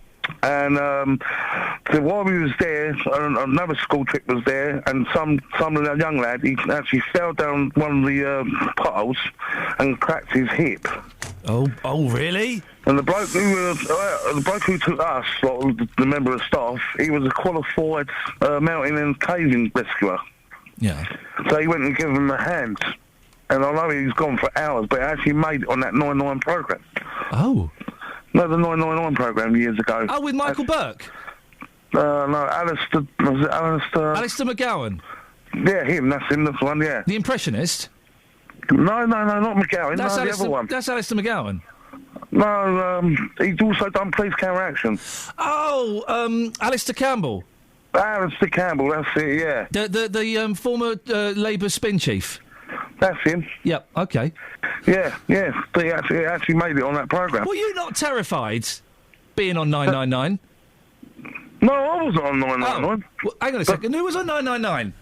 The young lad from another school who's actually done potholing the same time when we was there. So did you meet Alistair Sims? No, I didn't actually meet him, no, but I remember all the helicopters flying above us and all that lot, yeah. And so Alistair Campbell was on a helicopter. I'm really confused, Gary. Alistair... No. Alistair Campbell wasn't on the helicopter. He's done the programme 999, didn't he? Yes. And what I'm saying is... Or was it Alistair Darling? No, not Alistair Darling, no. Alistair Campbell. He done the presenter. He was the presenter of that programme. Ali Campbell from UB40. He was, and he was in a helicopter. And he rescued the lead singer from UB40. He rescued a lad with a broken hip. No, he didn't rescue him. He was presenting the programme 999. Alistair Cook. No, not Alistair Cook. He done Police Counteraction. Yeah, that was Alistair Cook, I think, wasn't it? Alistair Cook, was it? Oh, it might have been then. Yeah. I know he got done once drink driving. Yeah. No, that wasn't Alistair. No, that wasn't Alistair Cook. Was it Fred Alistair? Oh, I don't know. He done the dancer moves as well. He did all the moves. That'd be the dancer, Fred Alistair. Well, he was married to Ginger Rogers. Might have been. I don't know. So let me just you lost me now, Ian. You've lost me, Gary. Let me focus on this for a second. You're telling me, when you were on a school trip, a lad fell down in a pothole and Ginger Rogers rescued him? No, he didn't rescue him. He used to do a programme called 999. No, he did Singing in the Rain, didn't he? And Top Hat and Tails. Who are we talking about here? But I don't know. His name's Alistair something. Fred Alistair. No, Alistair something. You've done Police Counteraction. Oh, you know, we're all over the shop here. We're talking about Alistair McGowan, aren't we? Alistair McGowan. No, he's an impressionist, isn't he? Not him. Alistair McCoist. Alistair McCoist, it might. That was him. Ali McCoist. No, he's a football player. No. You're thinking of Ali McCoist. Oh, yeah, Alistair McCoist then. Yeah. I swear, Brian, you was on the wind-up for a minute then, Ian. No, I'm not on the wind-up, mate. I'm trying to get to the bottom of this story. Oh, right, OK. So Ali McCoist rescued a blind child who'd broken his hip? He didn't rescue him. What's he got to do with it, then? He's a footballer. No, not him. Not Ali McCoist, the footballer. Alistair McCoist. You just said Ali McCoist. No, not Ali McCoist. Alistair McCoist. I don't think Ali McCoist can fly a helicopter. No, I don't know if he can fly a helicopter or not. I don't know. Well, what I'm trying to say is, Alistair... Whoever you... Alistair McGowan? No, he's an impressioner, isn't he? No, you're thinking of Ali McCoist, the footballer. No, I'm not. So Alistair Sim? Alistair Sim? No, I can't remember his name now. You've lost me here, Ian. It's Mackenzie somebody. Alistair Mackenzie. That was it, the golf course designer. No. Was the kid all right in the end? Yeah, they managed to get him out in the end, but it took about 5 or 6 hours. I think it's... Listen, on a serious note, it really is good to applaud the bravery of people like Fred Alistair and Ginger Rogers for saving kids like that from potholes. Thanks for bringing it to our attention. Oh, God. They presented the programme. Across beds, hearts and bucks. This is Iain Lee. BBC Three Counties Radio. Justin Dealey's in the house. Hey, you are naughty, but I like you. Yeah. Justin, bald people are not happy. We know that to be a fact. And if they were presented with the option of having their hair restored, they would all go for it. Absolutely. This new jab in the Daily Mail today saying, you know, forget hair transplants, have this jab and your hair will grow back. You've been talking to men this morning. They're all in denial, aren't they, Ian? They are They're in all saying, denial. I'm bald and I'm happy. Come on, guys. If you were offered that jab, of course you would take it. I've been talking to bald men this morning. I've even found a bald man with a ponytail. Ooh. Yes, there's even a dedicated Facebook page for that, which reads, I hate bald men who wear ponytails. So I've been speaking to bald men this morning in Bedfordshire, and here's what happened. Dave, you lost your hair when you were quite young. Ian sent me out this morning to ask bald men whether you're bitter and twisted. Are you bitter and twisted? No. You're quite happy being bald? Oh, I'm quite happy. Don't worry me. Do the ladies love it? Well, my wife does. And that's all that matters. That's all that matters to me. I'm quite happy. If you could have a jab and it gave you hair, would you take it? No, quite happy as I am. Honestly? Honestly. I'm quite happy as I am. I look how I am now, so... Sometimes, does your wife tend to slap your head? Oh, yeah. Slap it, kiss it. Sometimes she draws on it with her lipstick. I'm not worried. She puts lipstick on your bald head? Yeah, I'm just happy and fun, you know. That's how I am. What sort of things is she putting on your head? Oh, what rude things? Funny faces and all that, you know. I'm quite happily married and everything. It's a laugh. So, when she puts these things on your head with her lipstick, would you then walk off and go shopping? Would you go out in public like that? It wouldn't bother me. Sandra, bald men, do you find them sexy? I have to say that because my husband's bald. Really? Yeah. Now, when did your husband lose his hair? 21. So very young, but it didn't bother us. So he's not bitter, he's not twisted? Yeah, but not because of his hair. Morning, madam. From Ian Lee's show. Do you like slapheads? I like what? John, good morning. Good morning. Are you well? I'm very well, thank you. Now, obviously this is radio, so our listeners can't see you. I'm going to describe you, OK? Yep. So you're bald on top. Yep. But you've got a ponytail round the back. I have indeed, yes. OK. Are you happy being bald? Yes, no problem at all. Yeah, it doesn't bother me. I've been like it for 20-odd years, so, you know, why change now? I'm well into my 60s, so... I can give you an injection, and it's going to make all of your hair grow back, so you can have a full head of hair, and you can still keep the ponytail. Would you take it? No, because people wouldn't recognise me. I mean, it's quite a unique look to have a bald head but a ponytail. Why'd you do that? It stems from years ago. I used to be a biker years ago, and we always used to have long hair then, and I've just carried on from then. I just never grow up, I don't suppose. So you don't feel like the world owes you a favour, you're not bitter and twisted, you're bald and you're happy? I'm as happy as Larry. Thank you very much. My pleasure. Mick Fleetwood, isn't it? Mick Fleetwood is a bald man with a ponytail. Not a good look if you ask me, but there you go. That man was certainly happy in his words. James has emailed, I've been bald since I was 18. I can honestly say I am the most grumpy person I've ever met. I've had stuff rubbed on my head, stuff rubbed in my head, stuff shoved in my mouth so that it goes up to my head, and I'm still a complete chrome dome.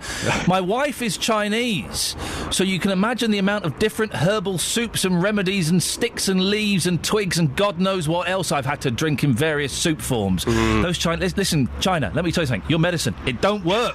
It don't work. You can't sit down and enjoy some soup and expect your hair to grow. It's not going to happen. I've had that Chinese medicine. That ain't enjoyable. You're just drinking dirt. Hey, Justin, quickly before we go, we're having a little works outing that Paul Scoins is arranging. Do you fancy coming along? Absolutely. So potholing. Potholing, you're coming. Yes, absolutely. So you're coming. Scoins is coming. Kelly Betts is coming. Catherine Boyle, you coming? Nope. Why? Don't like it. Even J-Dog's coming. Yeah, come on. Is Ali Campbell coming? All the Alistairs are coming. Fred Alistair, they're all coming. When you get rescued by Ginger Rogers, don't come crying to me. Catherine, come on. No, I really don't like the idea of it. Come on. No. She's actually, you know when you're having a joke with someone and they start to get properly a little bit angry? I'm not angry, I'm just not doing it. You see? What? Come on, stop being boring. Boring or realistic? Come on. If I go in there, I'll get wedged. Can I just say, if one of us falls down and breaks their hip and we're recording it, that is definite Sony gold. Absolutely. Okay, well, I'll clap you as you go up. Thank you very much indeed. Thank you. Justin, excellent stuff. Speak to you tomorrow. Cheers, boss. Cheers, my dears. There we go. Right, let's get the travel with Alice. Travel news for beds, cards and bugs. BBC Three Counties Radio. The M1 London bound slow going between 6 for Bricketwood and 5 for Watford. And the M25 anti-clockwise is still struggling around junction 17 for Maple Cross. On the speed sensors, heading from Waddesdon to Aylesbury, the A41 southbound is slow approaching the centre of town. Public transport, though, all looking good with no reported problems. I'm Alice Glossop, BBC Three Counties Radio. Alice, thank you very much indeed. Excellent work as always. That's it. That's your lots. Don't forget there is a podcast of this show. Don't worry, Alistair will be in the podcast, I imagine, this week. If you want to go and see what we were up to last week. Last week was quite emotional, actually. It was we were talking a lot about Matt, and if you missed earlier on the sad news that Matt's wife Margaret's passed away, which is very sad, but you can hear more about that in the podcast. Go to iTunes and type in Iain Lee, or you can go to the BBC Three Counties website. JVS is up next until 6 tomorrow from me. Ta-ta. Local and vocal across Beds, Herts and Bucks. This is BBC Three Counties Radio. Thank you, Iain. Good morning. Welcome to the JVS show. I'm Jonathan Vernon-Smith. It's Tuesday, and on today's Big Phone-In, I'm asking, do you think children should go to school when they're 2? The Schools Minister, Liz Truss,